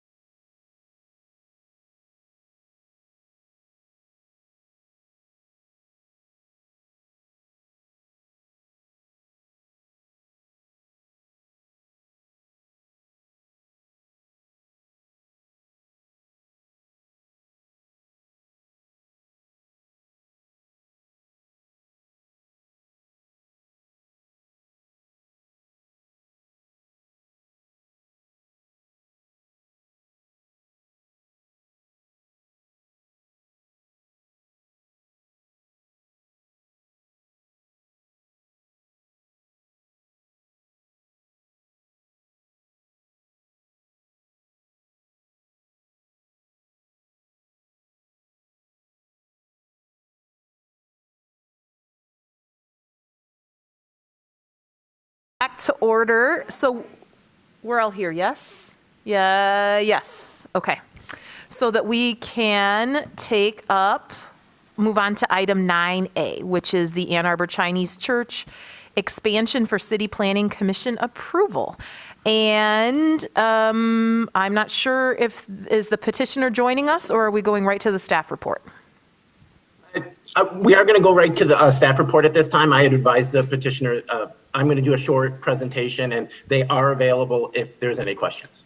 Excellent. So Mr. Kowalski, whenever you want to take it away, go for it. Okay, thank you all. I'm going to try and, as I said, a brief presentation. I should be sharing my screen here in a minute. Hopefully that is everybody seeing my screen correctly, hopefully? Yep. All right, good. Now we'll try to advance. There we go. Okay. And did it move on to the zoning screen? It did. We're seeing a map. Okay, I want to make sure. Sorry, I've had some issues where the screens aren't advancing. So, okay. Again, really briefly, good evening, everybody. Again, Matt Kowalski here, introducing the Ann Arbor Chinese Christian Church. I'm going to go through a really brief presentation here tonight. This is a project, again, that may seem very familiar to you. So again, I'm going to summarize up the staff report in just 1 minute. We'll give a little bit of background here. You can see the subject parcels outlined by the yellow highlighted area right there. It's on Duvarn Road, just east of Pontiac Trail. Again, you can see an aerial photo of the subject property, the church located kind of in the northeast corner of the site, a little bit closer in here. Okay, so obviously you will recognize this project. It was before you all in December of 2021, so about 3 months ago, for site plan approval as well as special exception use approval. And at that time, the project was recommended for approval, contingent upon variances being granted by the Zoning Board of Appeals. So with that, and the Planning Commission also approved the special exception use. However, since that time, as the Planning Commission is well aware, we've had numerous code revisions, one of which that now made this project approvable by City Planning Commission. But when it was in front of you in December, that action was for a recommendation.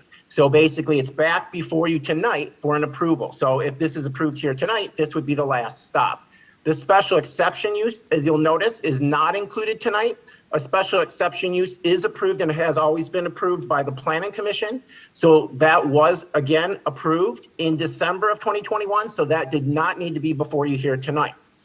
Some of the changes, most notably, as I mentioned, is that the project did require a couple of variances from the Zoning Board of Appeals. That happened after your recommendation for approval in December of 2021. So this was before the ZBA in February of this year. So they were granted, the petitioner was granted. Actually, I want to back up a little bit. They had 2 variance requests. One, if you remember, was for 17 spaces of the, for the standard parking amount. Those spaces were provided across the street at the drawing a blank, Caraway, the Caraway development across the street in the warehouse there. So that variance was approved as requested for the 63, they have 63 on site, so it was a 17 space variance. The second variance, when it was before you in December, they were proposing to install, at that time, they were proposing to install they increased the requirement. I'm looking at my notes here. The petitioner added the 6 EV capable space to the plan. So at that time, they were proposing 4 EV spaces originally, when this plan was before Planning Commission. And those spaces were in the area, you can see my pointer, kind of adjacent to where the new building addition is going. And through the discussion at the Planning Commission, it was noticed that some of the grades in that area were a little bit steep. So as a result, as well as there was some concern about the number of EV spaces that were proposed. So as a result of that discussion, they did even out the grades a little bit more. Which resulted in a little bit of an additional disruption to the existing parking lot. So with that, they took advantage of that and are installing an additional 6 EV capable spaces. So again, kind of as a result of some planning discussion, the grades were changed a little bit. There were an additional 6 EV spaces that were added. So now there's a total of 10 EV spaces, and that variance was granted by the Zoning Board of Appeals. So right now the plan you see before you has a total of 10 EV spaces. 8 of them are EV capable, and 2 of them are EV installed spaces. And again, I just I'll zoom in a little bit more. Again, the main subject of the request, again, for the site plan before you is the new proposed building here, the multi-use building. It's a 2-story, about 9,200 square foot multi-use building, as an addition to the existing church building here. You will see where the limits of grading, I wanted to focus in on that so you can see where the additional EV spaces were added. And again, I did cover the grading changes as well as the variances that have been granted. There have been no other changes proposed to the plan since you guys have last seen it in December. So with that, I would conclude my staff presentation. Thank you. And staff is recommending approval. Very good. Now we will open the public hearing for this item.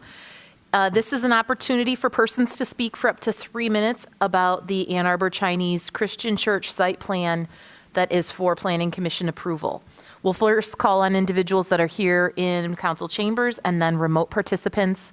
If you have dialed in and are listening by telephone, you can press star 9 to indicate your interest in participating in the public hearing.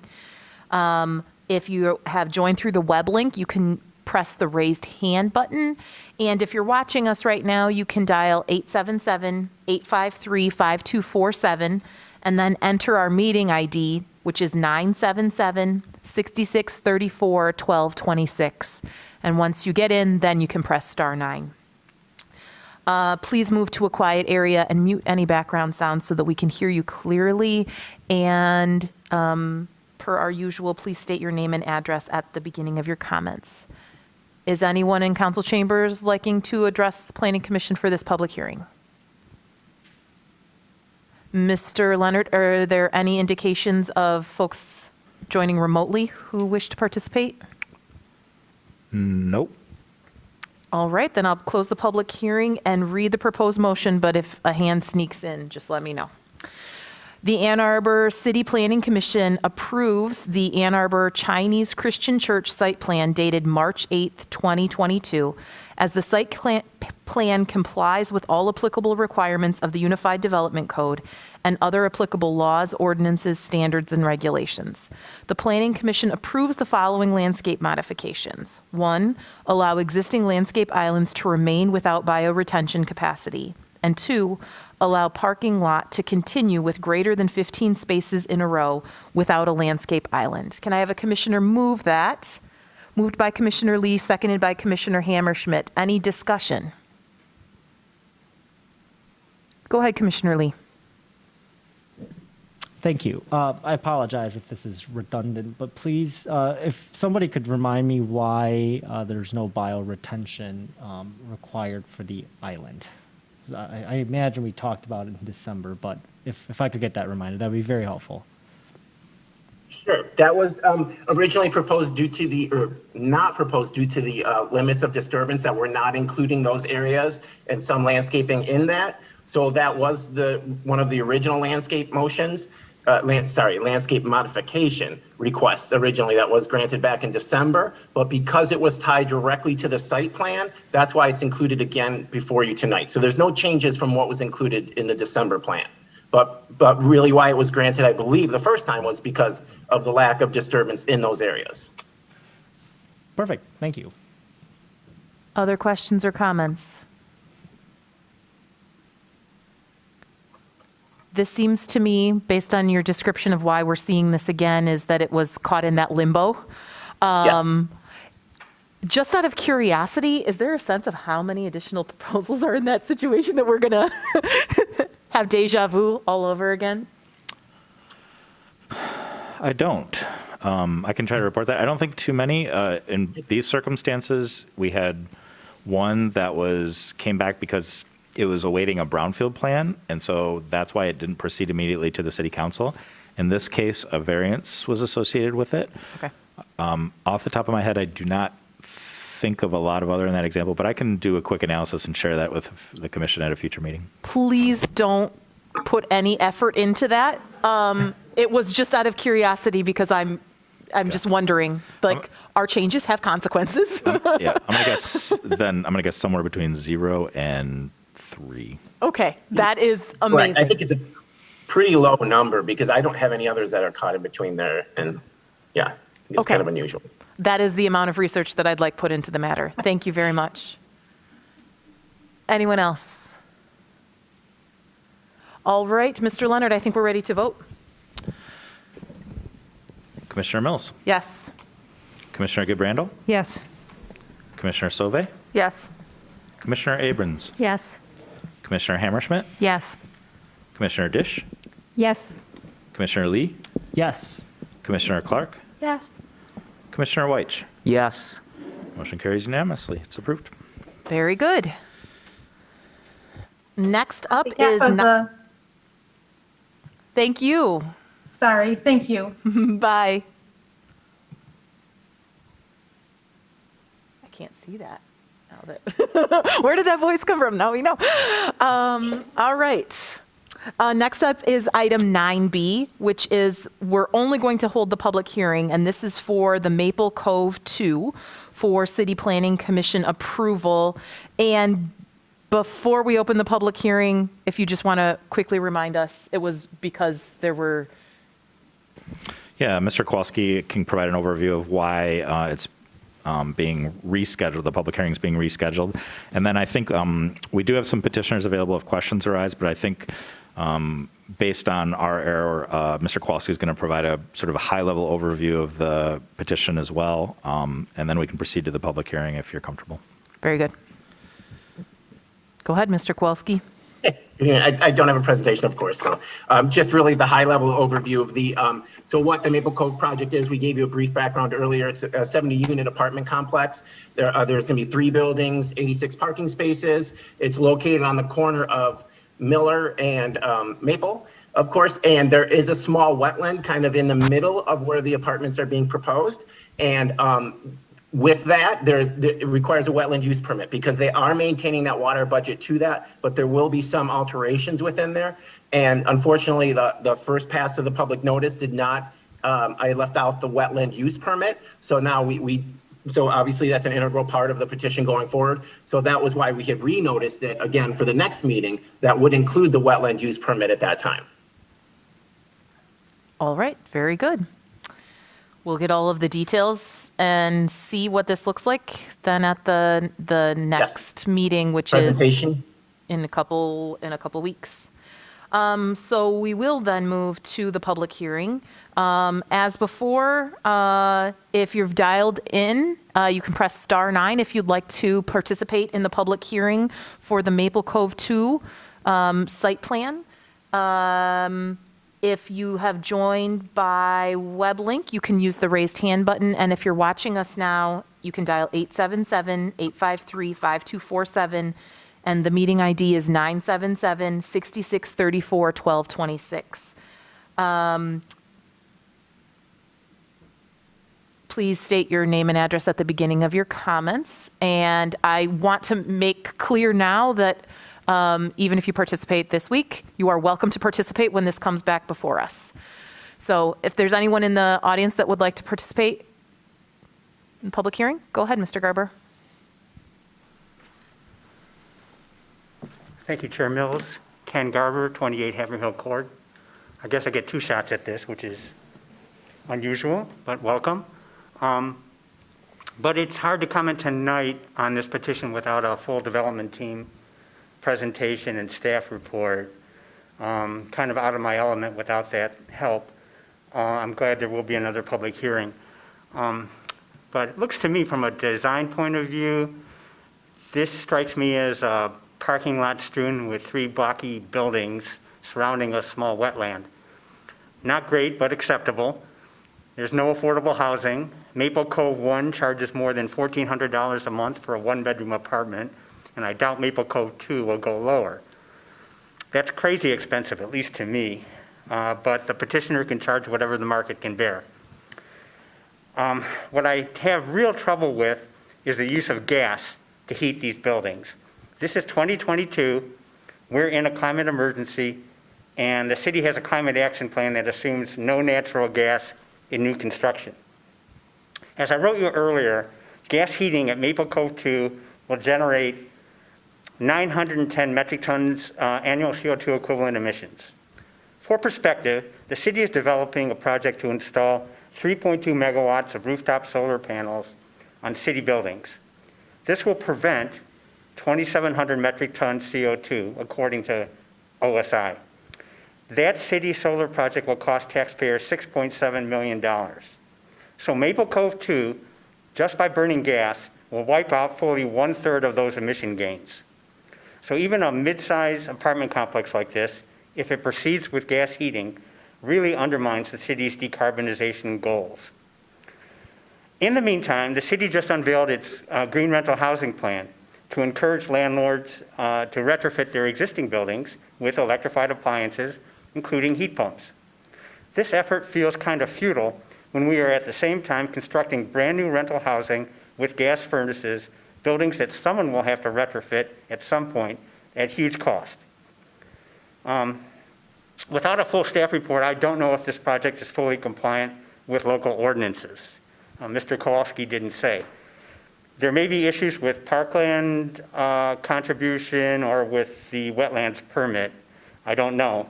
But since the petitioner is on hand, I will direct my comments directly to them. If your construction manager has no experience with VRF heat pump systems, please consult with some of the fully electrified apartment projects in Ann Arbor now underway. I suggest contacting Brad Moore, who called in earlier tonight, or Eric Doyle on the Valhalla Glen development team, Steve Gabbers at Lockwood Senior Living, or Sean Buss and Ryan Tobias at 2111 Packard. Thank you. Thank you.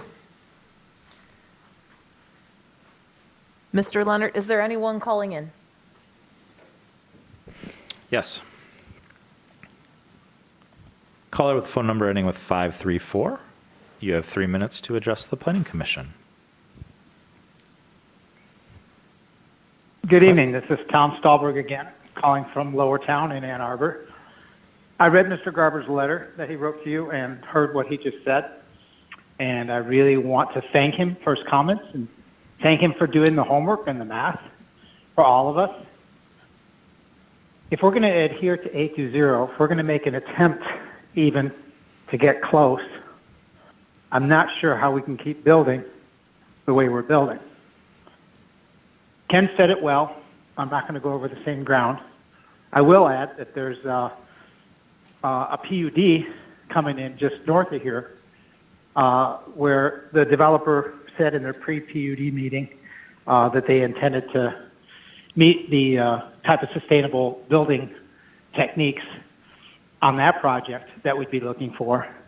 And they're also intending to have affordable housing on site. I believe 15% of the units, it was maybe 80 some units, so I think 13 units of affordable housing. So we have affordable housing goals, we have sustainability goals, and we need to be meeting them with every project. Every step we take in the wrong direction in terms of sustainability in new buildings is something we have to somehow overcome. And Mr. Garber laid out the math on that quite well.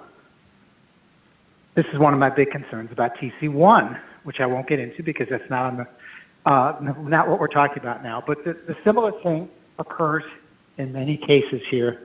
If we're going to meet our 820 goals, we can't be missing golden opportunities for some of the biggest differences in our carbon footprint and then be just chewing around the edges with some of our other actions. So one question I would have for you, there's certain things we can and can't do. We understand that. There's certain things we can legally do in zoning and that we can't do. But is there something perhaps you can talk about, like you did with EV chargers being like EV ready?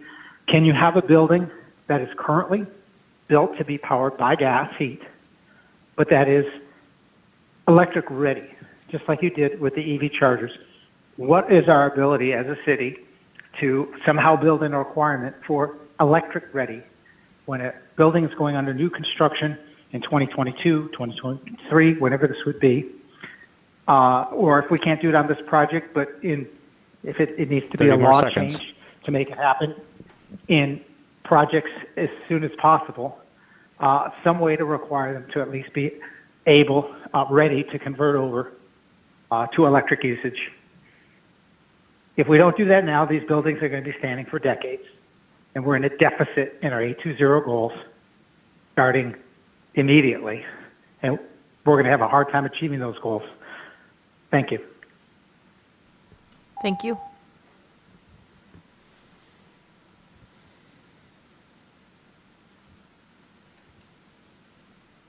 No other speakers indicated. All right, then I will close the public hearing.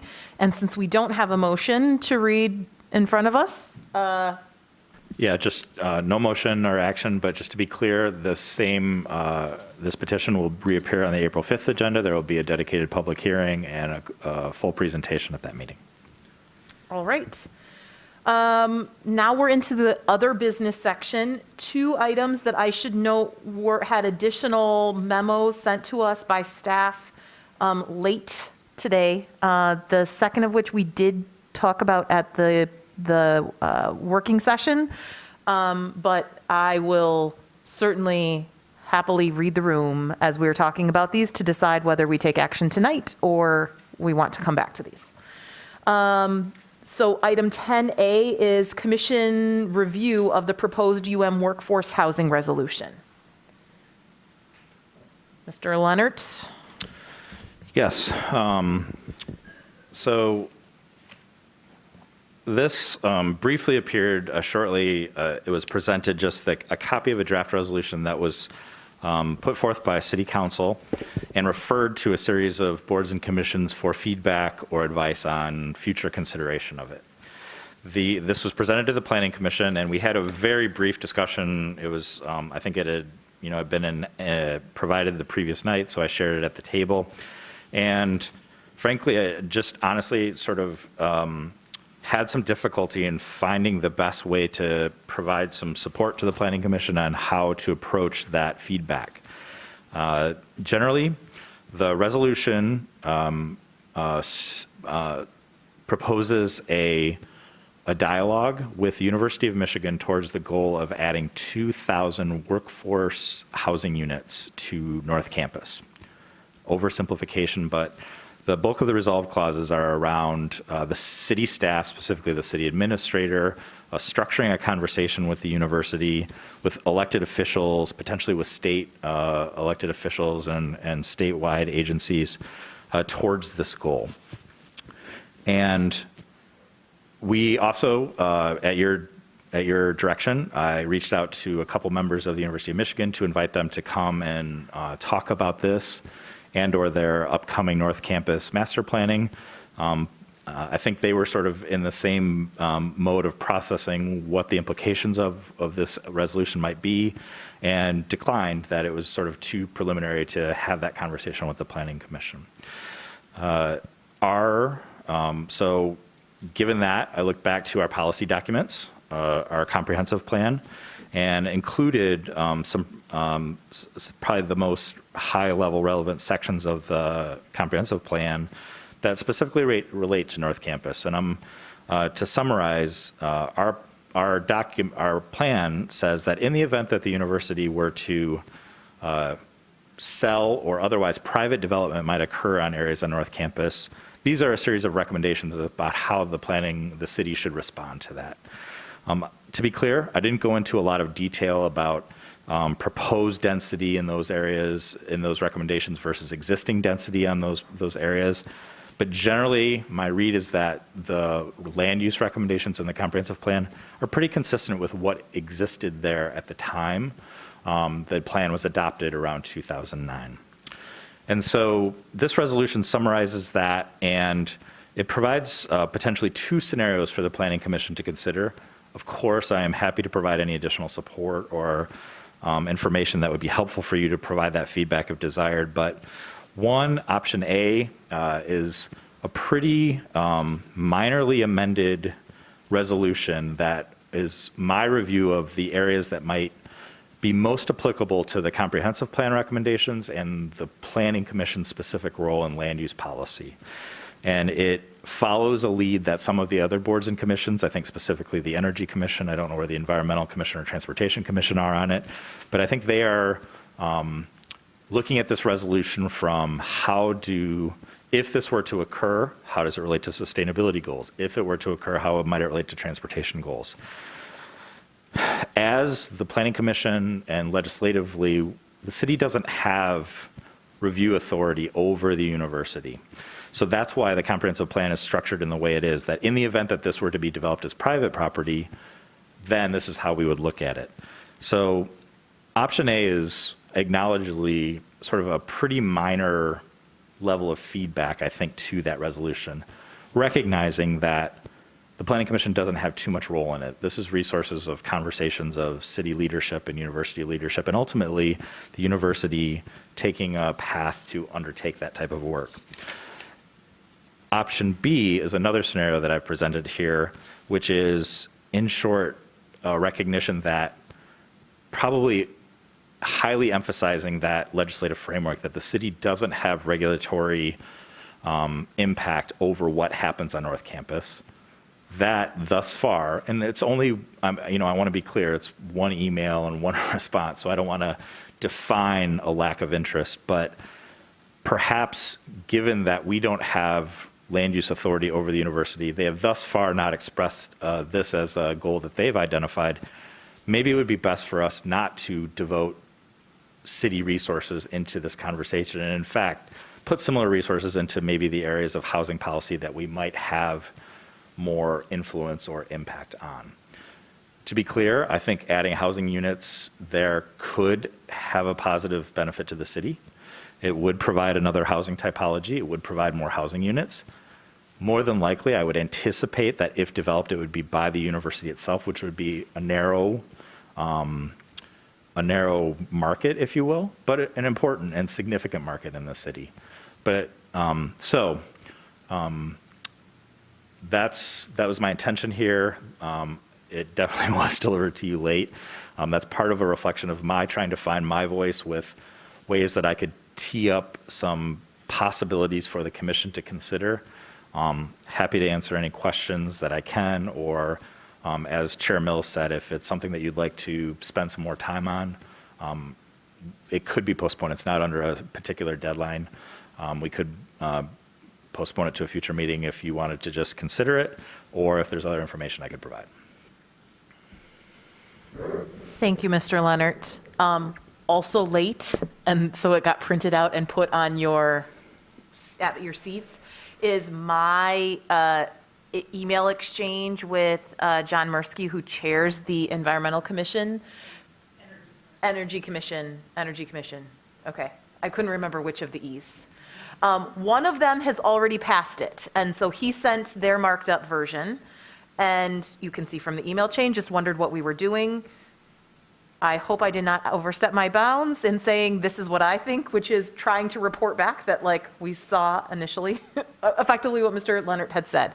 I believe that like it's important as we're thinking about planning personally to know if there's any indication of what enrollment's happening so that we can plan accordingly.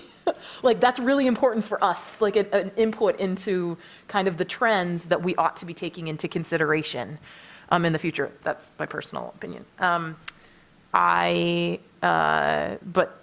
that's effectively where this email exchange came from. So, other thoughts on what we ought to do? Option A, option B, option C that you want to come up with? Commissioner Abrams. Just a question about process. Our role here, you mentioned that another commission had passed it. Do we have to vote? Do we have an up or down vote on passing a resolution, or is City Council asking for our feedback, which could take any form? Yeah, I'm seeing a nod from. City Council has asked the Planning Commission for your review and feedback on this resolution. So that, because you speak as a body, if you want to provide any feedback, I think it should be a vote. But it is not, you are not authoring this resolution. You could endorse the resolution, but the City Council will be taking any action that this body shares, other bodies share, And then ultimately, they will be considering what, if any of those suggestions, changes, modifications, ideas might be appropriate to include or not. And ultimately, City Council will be deciding whether or not to direct staff to undertake these roles. Thank you for that clarification. Just in response to option B, my sense is that this so far is a one-way conversation and that there's not a lot of initiation and enthusiasm coming from the university about engaging in this dialogue. However, I also don't feel that I personally understand how resources are allocated at the city level in terms of the city administrator's time and even the city council work plan. So I don't feel that I'm in a position to say that I, necessarily want to weigh in and how resources are allocated. I think how we could weigh in potentially as a body is to assert the importance of housing and maybe just what we think are the most effective ways to increase housing in Ann Arbor, which I think on my top 5 list of top 5 ways would not include probably this conversation with the university, because unless they indicate, but we also could declare our, enthusiasm for having that conversation if they ever wanted to have it with us. That's my initial 2 cents. Other 2 cents or more worth? Go ahead, Commissioner Dish. I just would like us to dispatch with this efficiently. I am not inclined toward A because I don't actually want us to pass this resolution. I would rather that we not vote on it, but that we send some remarks forward. And I like the list of things that's under B. And I think adding to B, just what Commissioner Abrams just said, an affirmation of the importance of housing. Just that.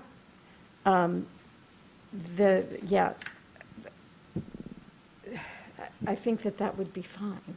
I don't think, we have a very charged work plan, and I don't want to take any time with this.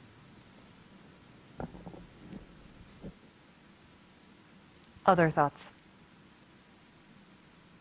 Go ahead, Commissioner Gibrandel. I agree with Commissioner Dish that I feel like some comments are great. If people are seeing things, I personally don't want to take a huge, sidetrack for making this perfect the way that we would see it to be perfect, because I feel like we have a huge agenda in front of us that we do have a lot of control over, and that this is something, it takes 2 to tango, and we just have no idea what the other side is interested in or has any, and so, I think it's great to kind of put pressure on the university to see that we're interested in this. That's awesome. But I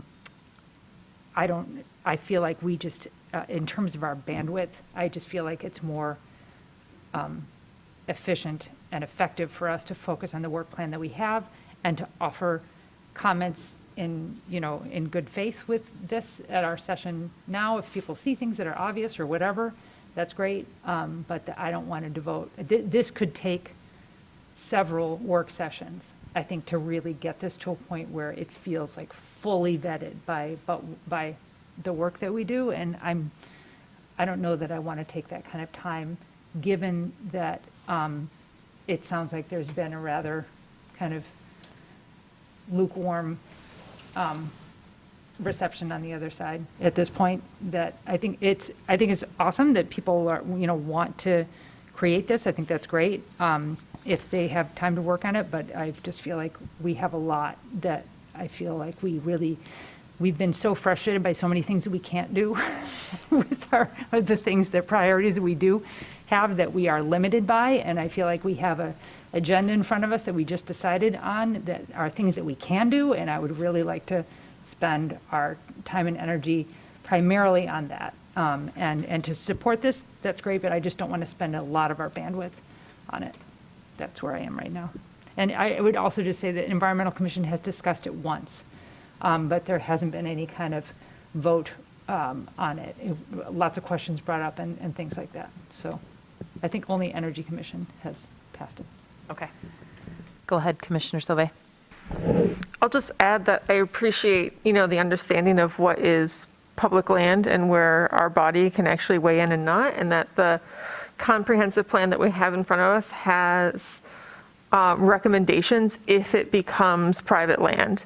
And I would only reinforce then that the future comprehensive plan is where these may be the most productive conversations in the bigger conversation, where the university might come to the table, since we are doing like larger visioning and city planning at that time. So it may be the most productive point of resources to allocate more funding and resources into the comprehensive plan to push this conversation forward in that agenda instead of in a separate resolution.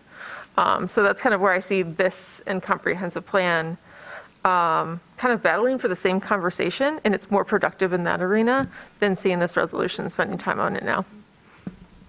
That's about all I have to add. Go ahead, Commissioner Weich. I'll start with a question to staff. The Radrick Farms Golf Course, which is outside the city, if the university were to release that, could we annex it even though the, US 23 sort of separates it? Do we have enough contiguous land to bring that into the city? That seems unlikely to me, given the annexation agreements we have with the surrounding jurisdictions. Okay, so my recommendation was going to be that if the university wants to help with housing, they could release that 285-acre golf course, and then we could zone it appropriately for density, but it seems like that's unlikely. But it could come into the comprehensive plan conversation around developable land that sits around the city to try to serve the community in its housing crisis. But I echo everyone else's comments that I really would prefer not to spend a lot of time on this. Commissioner Hammerschmidt. I'll fourth or fifth, whatever number I am, everything that was just said. So I have one comment and then a question. I mean, I guess to me, I'm not really understanding this in light of the university not, indicating that they would be a willing participant in this conversation. I mean, to me, it does seem more of a comprehensive plan conversation. I mean, if they wanted to sell off frontage on Plymouth and make that private and that could be developed as housing, that feels like a better route to pursue than a conversation to discuss the university building units of housing that then aren't even in our tax base. And we don't even, as a planning commission, we have no control over what they do anyway. So why would we weigh in on that? So I guess my question then is, if we go this route of maybe we just send a note or something, Brett, what is the next step on that? I think we all probably agree it doesn't make sense to spend a lot of time debating and making comments and line changes and stuff to this this proposed resolution. So what do you think the next step would be? Would you draft something? Would we working session it? Yeah, I could present sort of a more refined, if it seems like we're leaning towards some version of option B, I could present a more refined motion to a future meeting, or if this is in the ballpark, the other things that I've heard are the importance of housing, and I could reference some of the aspects of our existing comprehensive plan that talk about the importance of diverse housing types. I'd probably just sort of pick more general as opposed to specific references to recognize that we value a diversity of housing typology. And then we could put a reference that this seems more applicable to a comprehensive planning conversation. And if those two seemed like appropriate, if those two are the points, those could be the sum of what you communicate, or, and I think that'd be perfectly fine. I think the bullets that are on there were sort of, you're seeing me trying to process how I would present some different scenarios to the commission, but it could just be as simple as, I do want the commission to speak, so whether if it's, you would like to convey the comprehensive plan emphasis on housing and that this is a more appropriate comprehensive plan, somebody could make that motion, second it, we could vote on it, and I would forward that and share that communication with the planning commission, and we would send it to city council. Similar to, a memo, similar to what we did for whatever it was that we did, however long ago that was. Yeah. Okay. Does that help? Anybody want to make that motion? Because those are the 2 points that I thought should be brought up. Commissioner Abrams. I would like to make that motion. Great. Does anybody want to second it? Moved by, or seconded by Commissioner Dish. Any discussion? Can I just clarify that it is that generally the Planning Commission believes that housing is important. This conversation about this goal would be better housed within a comprehensive planning process. And that's it. It's not necessarily a declaration that, yes, this resolution is good or bad, but just the feedback in response to it. Yeah. Okay. And I would, like, maybe this is too much editorializing, but in comprehensive planning process, thinking about, like, there is a deficit of housing right now. We know that. Also, like, planning for the future, important to understand also what growth is anticipated. That's what a good planning process also is thinking about. So. That was Commissioner Abrams and Dish on the move in second? Mhm. Okay. Other discussion about what it, yeah. I guess I just want to just bring a little bit of context too, and just the understanding that the university owns an enormous amount of land over on the North Campus. Like it's Radrick Farms is a drop in the bucket of what they own. And there is a certain amount of like supply and demand, and they own a lot of land. And so it would be very significant if they were to release some of that towards this. So I want us to get that. I'm not changing how we're thinking about it, but maybe that's part of kind of what we communicate, is that we're kind of stuck with what's left, right, with some of these things, and they have a lot of it. I mean, they really do. So I don't know how that gets integrated, but I do want to just set the stage with that a little bit about just how much land they do own over in that area too.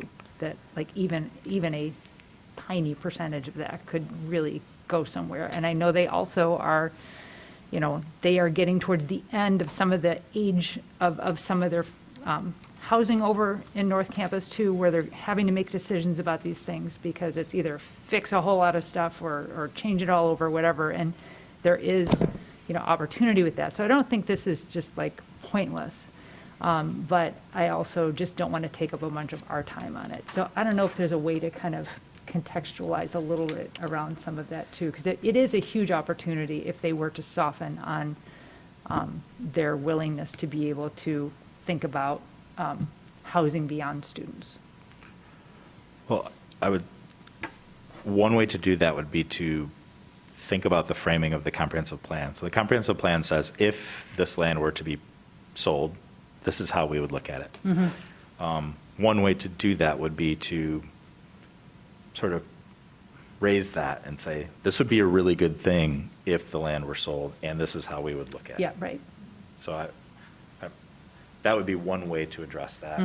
Or just simply as you said, this is a very significant landholder. It occupies a lot of land in our community, and the decisions that are made there are impactful. I also think that the research that you've pulled together, the snippet that you include here at the bottom of page 1 and the top of page 2, I think would be helpful.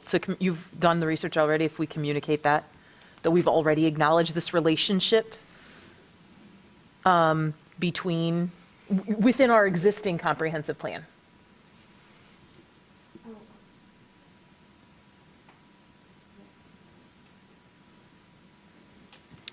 Which effectively says, if we just had a little bit. Imagine the goodness. Go ahead. This is just a comment. Many of you probably are already following this, but there's an interesting battle going on in Berkeley right now between neighborhood groups and the university. And the neighborhood group recently won a court case that forces the university to limit enrollment to 2020 numbers. But the state legislature, I think, is actually swooping in to save the university. But and the neighborhood group is using, California's environmental laws and claiming that the increased enrollment is a pollution. Anyway, it's interesting. I think it's really complex. I don't think it's such a clear sides, but it's definitely other communities are trying to figure out how to handle this situation as well. Mr. Leonard, based on our conversation now, What I am envisioning is a memorandum from the Planning Commission to the City Council that will highlight that portion of the existing comprehensive plan that emphasizes if this land were to be sold, this is how we would review it. I would probably editorialize that on behalf of the Planning Commission to say, and this is a significant portion of land in the city, it's impactful, then would highlight our existing comprehensive plan language about the importance of a diversity of housing types, and that this level of conversation is probably better suited to a comprehensive planning process, perhaps the cities, the universities, or both.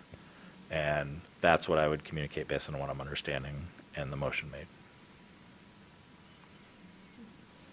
go ahead, Commissioner Weich. It's just a clarification, which I think may get resolved when we get to the comprehensive plan, which is we talked about the university releasing land back into the public domain for purchase, what have you. But is there some way we could be strategic in how we signal that? So land that could be annexed back into the city.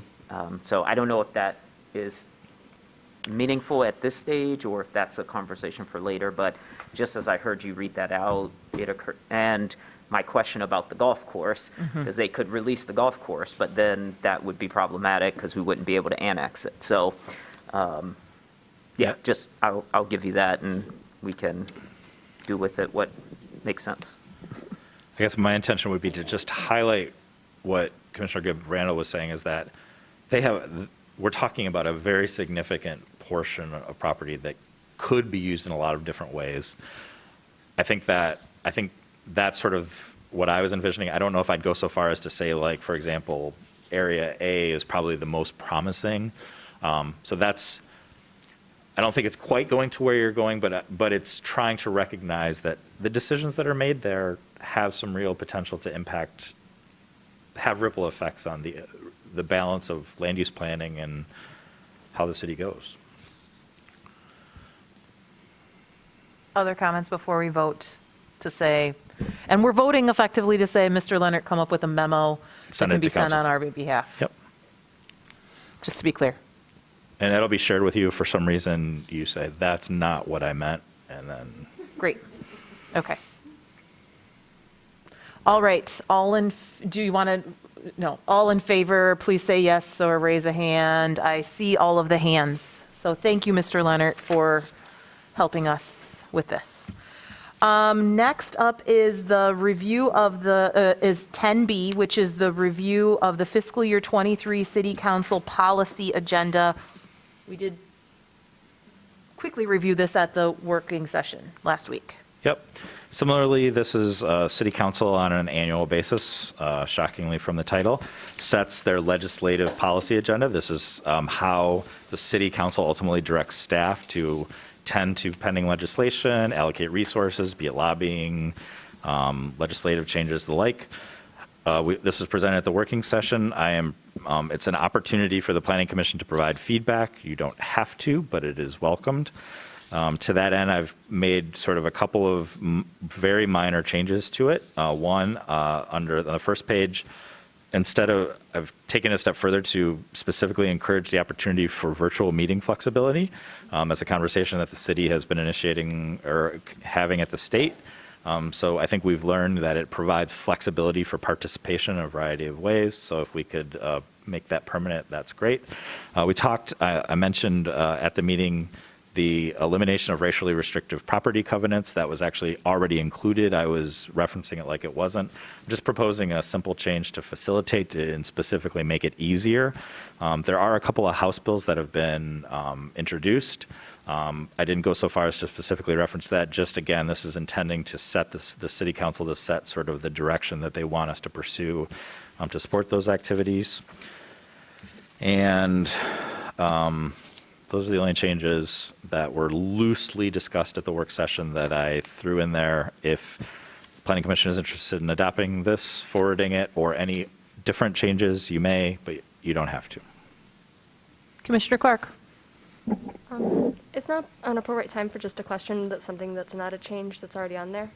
I'm just curious about the advocacy for inclusionary zoning, and given that I think at the last working session, we were kind of discussing the affordability premiums and whether or not those have been successful, and just, I'm curious where the advocacy for inclusionary zoning has come from, and just like if that's based on research across the country, many different cities, inclusionary zoning, which is the ability for like rent control and things like that.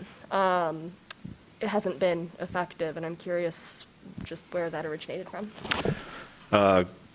Good question. I think it's been on the legislative policy for some time. Historically, the city and other communities have been pretty hamstrung legislatively to find ways specifically to lever private development to advance affordable housing goals. I think inclusionary zoning has a long-standing tool that many communities have sought to utilize for that purpose.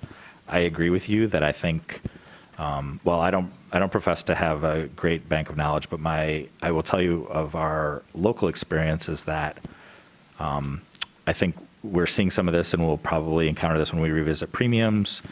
We've seen it in other times where when we are asking traditionally market rate developers to provide affordable housing units, they can also often be very challenging. And so I think inclusionary zoning is, I think it is probably a worthwhile policy goal, that it gives cities the ability to do that. But I agree that I don't know that it's the right tool. And I don't know to the extent that the city has resourced that particular item. I did think about whether or not that was still appropriate to include on there at all. But my sense was if the state legislature enabled it as a tool, it gives us and other communities the ability to think about the potential to do that. So in short, I think it's probably just been on there for a long time because we haven't had other tools as a means because of the Rent Control Act that would otherwise allow us to require affordable units in private development.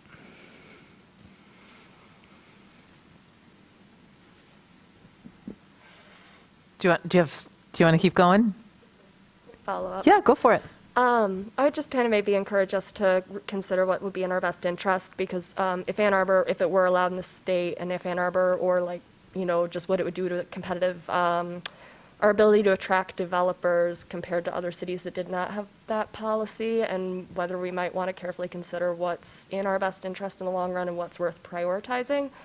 Rent control, I'm pretty, you know, I haven't seen any evidence that rent control doesn't do anything besides create two separate markets and slows down development and new market opportunities. So I'd want to really strongly encourage us to reconsider at least how we approach that lobbying advocacy.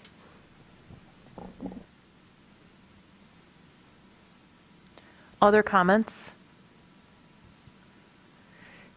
Go ahead, Commissioner Sauvé. I think this was kind of raised, but number 9, advocate for the inclusion of non-binary bathrooms in the Michigan Building Code would be the change. Advocate for the inclusion of non-binary Bathrooms. in the Michigan Building Code. It's the more appropriate language to match.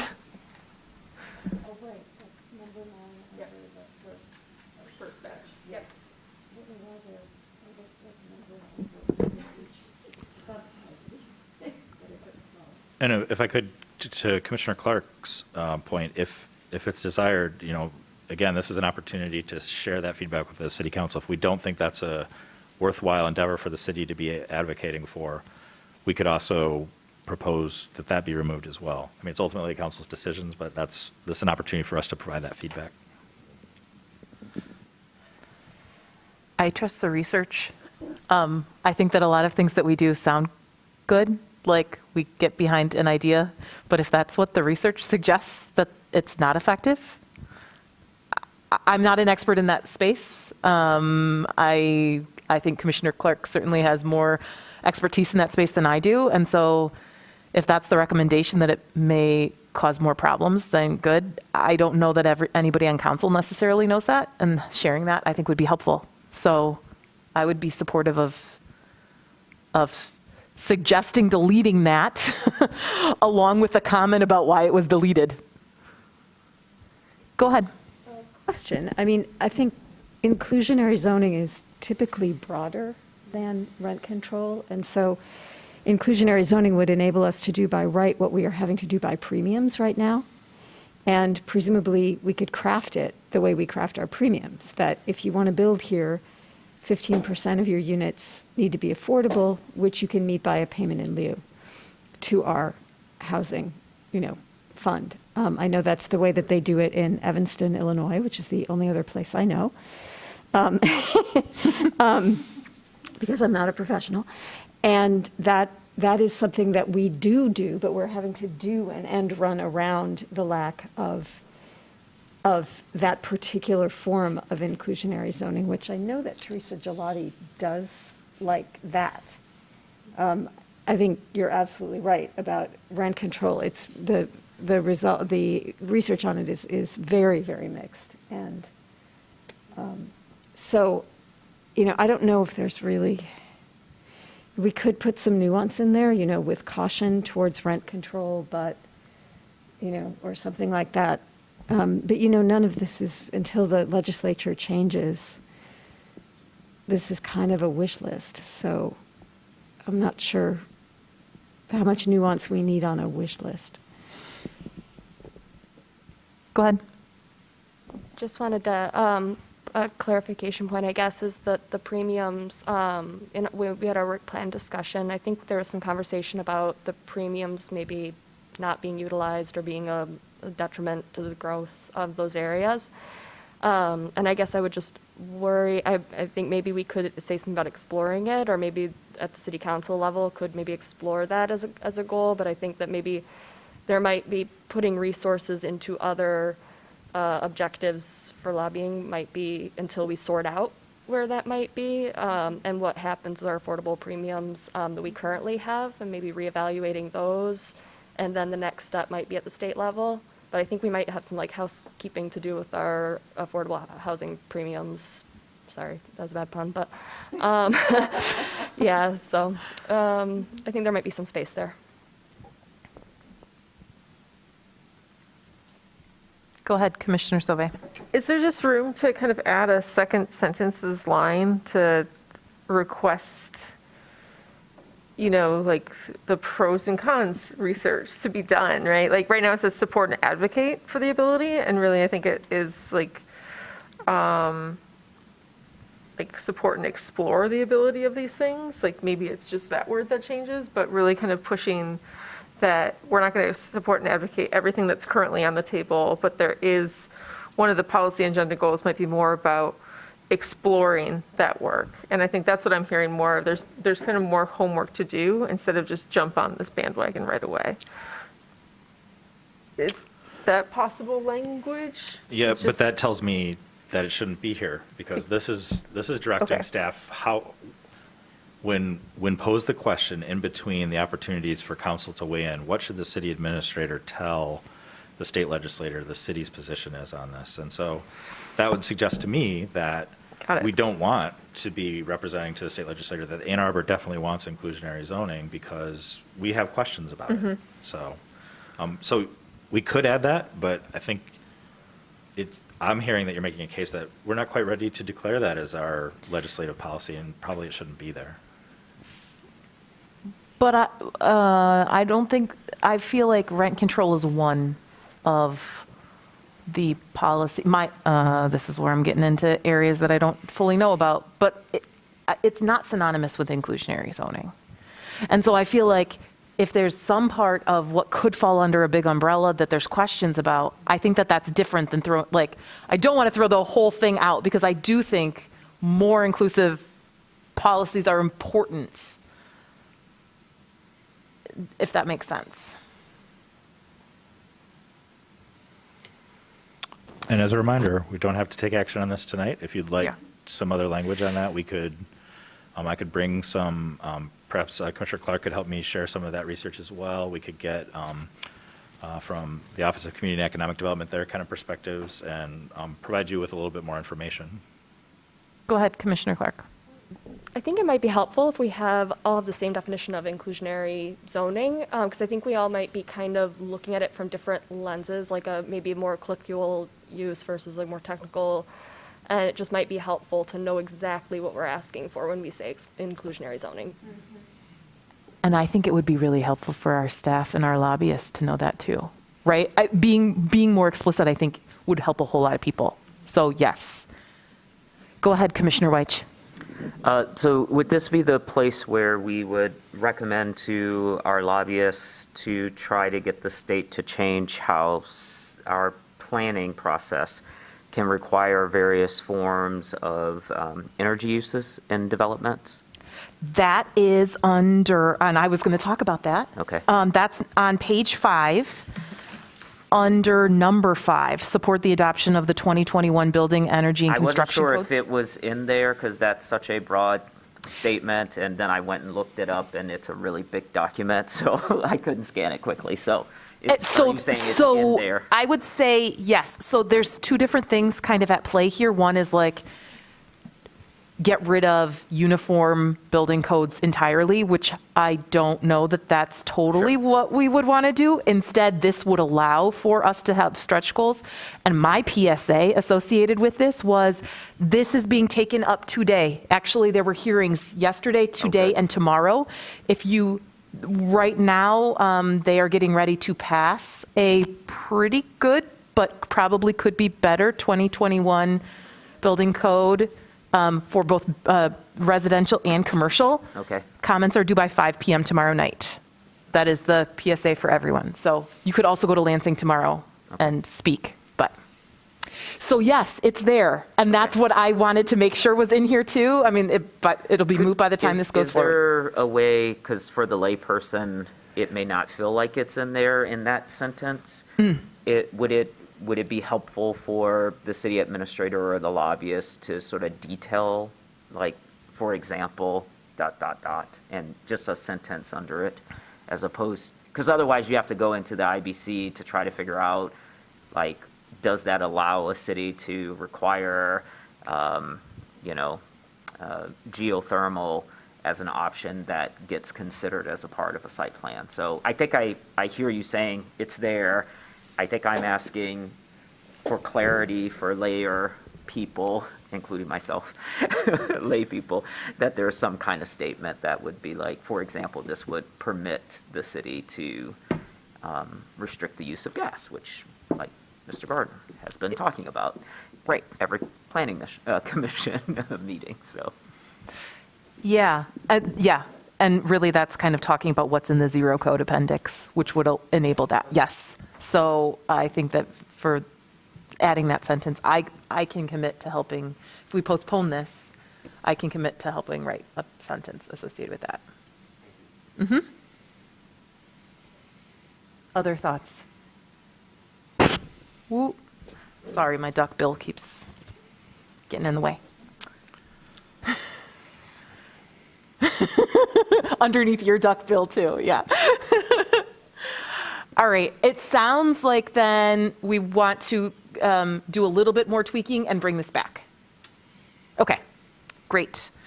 We didn't make a motion to move anything, so that's what we just will do. Unless anybody objects. Okay, super. Then we will move on to item 11, which is public comment. This is the final opportunity for persons to speak for up to 3 minutes about any issue on this agenda or not on the agenda, whatever floats your boat. We'll start with folks that are here in council chambers and then move to remote participants. If you've held up with us this long, you can press *9. If you've dialed in, you can use the raised hand feature if you've joined through Zoom, or dial 877-853-5247 and enter meeting ID 977-6634-1226. Mr. Leonard, we'll call on you if you have raised your hand in one of those ways. Please move to a quiet area and mute any background sounds so that we can hear you. And start your comments with your name and address, please. All right. Seeing no commenters in the audience here, are there any online? Mr. Stolberg, you have 3 minutes to address the Planning Commission.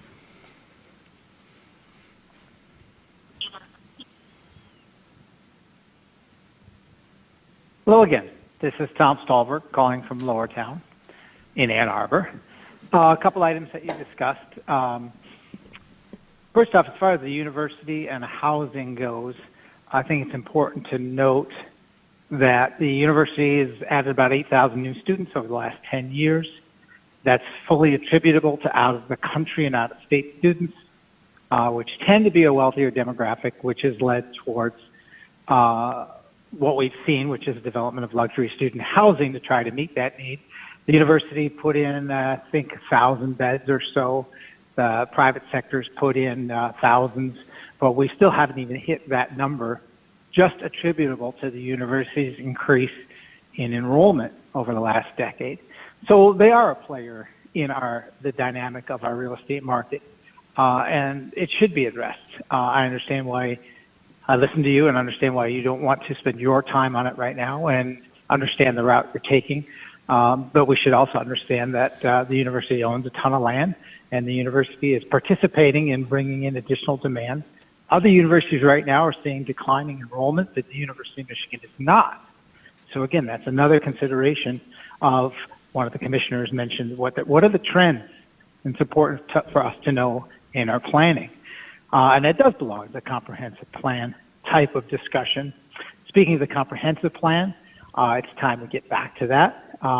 There were some questions raised. How do we get 4 units on every lot, or how do we rezone single family to everywhere, all the Rs, whatever, to duplex? Well, we have a comprehensive plan revision process, and if the citizens of the city of Ann Arbor, our community, say that that's what they want, and we revise our comprehensive plan to say that, then you can look at making zoning changes to codify into law what we've changed in our comprehensive plan. Until such time, there's an expectation based on the the comprehensive plan, of what the zoning law should be. I think R2 tonight, changing the lot dimensions is appropriate because R2 is still R2. It's still a duplex. Other things that are less appropriate would be things that are not expected under existing zoning. For example, 4 units on single family or duplex lots, with the one exception that was mentioned earlier. But 30 more a seconds. lot of it has to do with very simple common sense that we have a comprehensive plan. It sets up an expectation, and then our zoning codifies that into law, and it's not intended to deviate from the comprehensive plan. We're supposed to update that comprehensive plan and then make the zoning law to match the new comprehensive plan. So I look forward to that process when it comes, hopefully soon. Thank you very much. Thank you.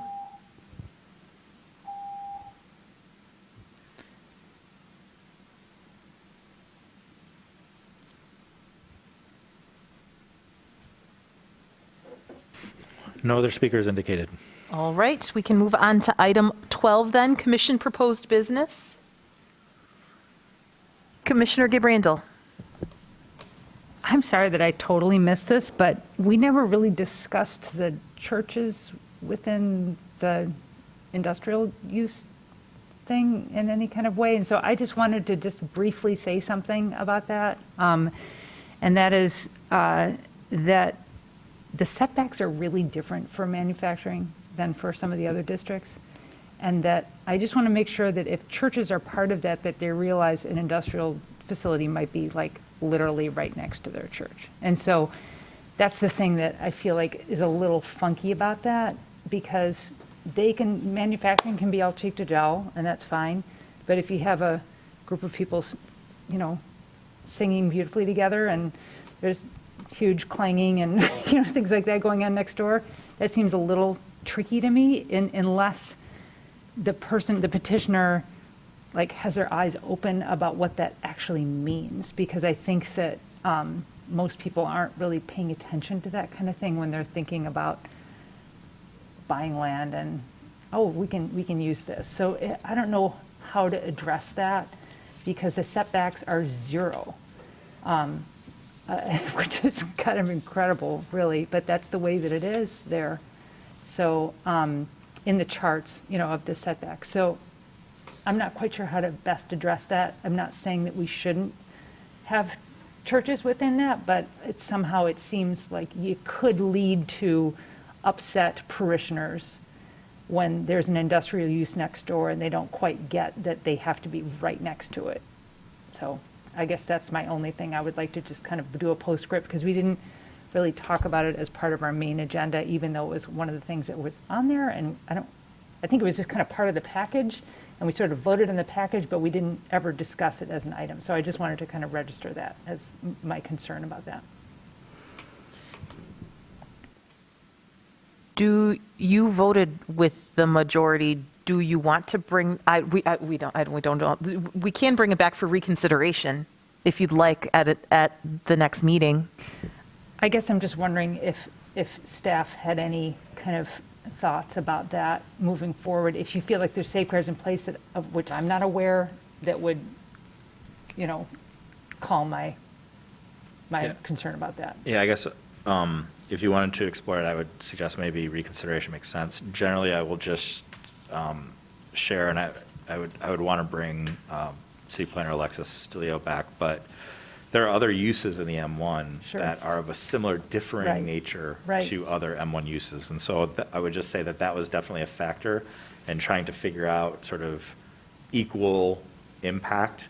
And so from our perspective, we saw, not to disagree with those potential conflicts, but they exist now.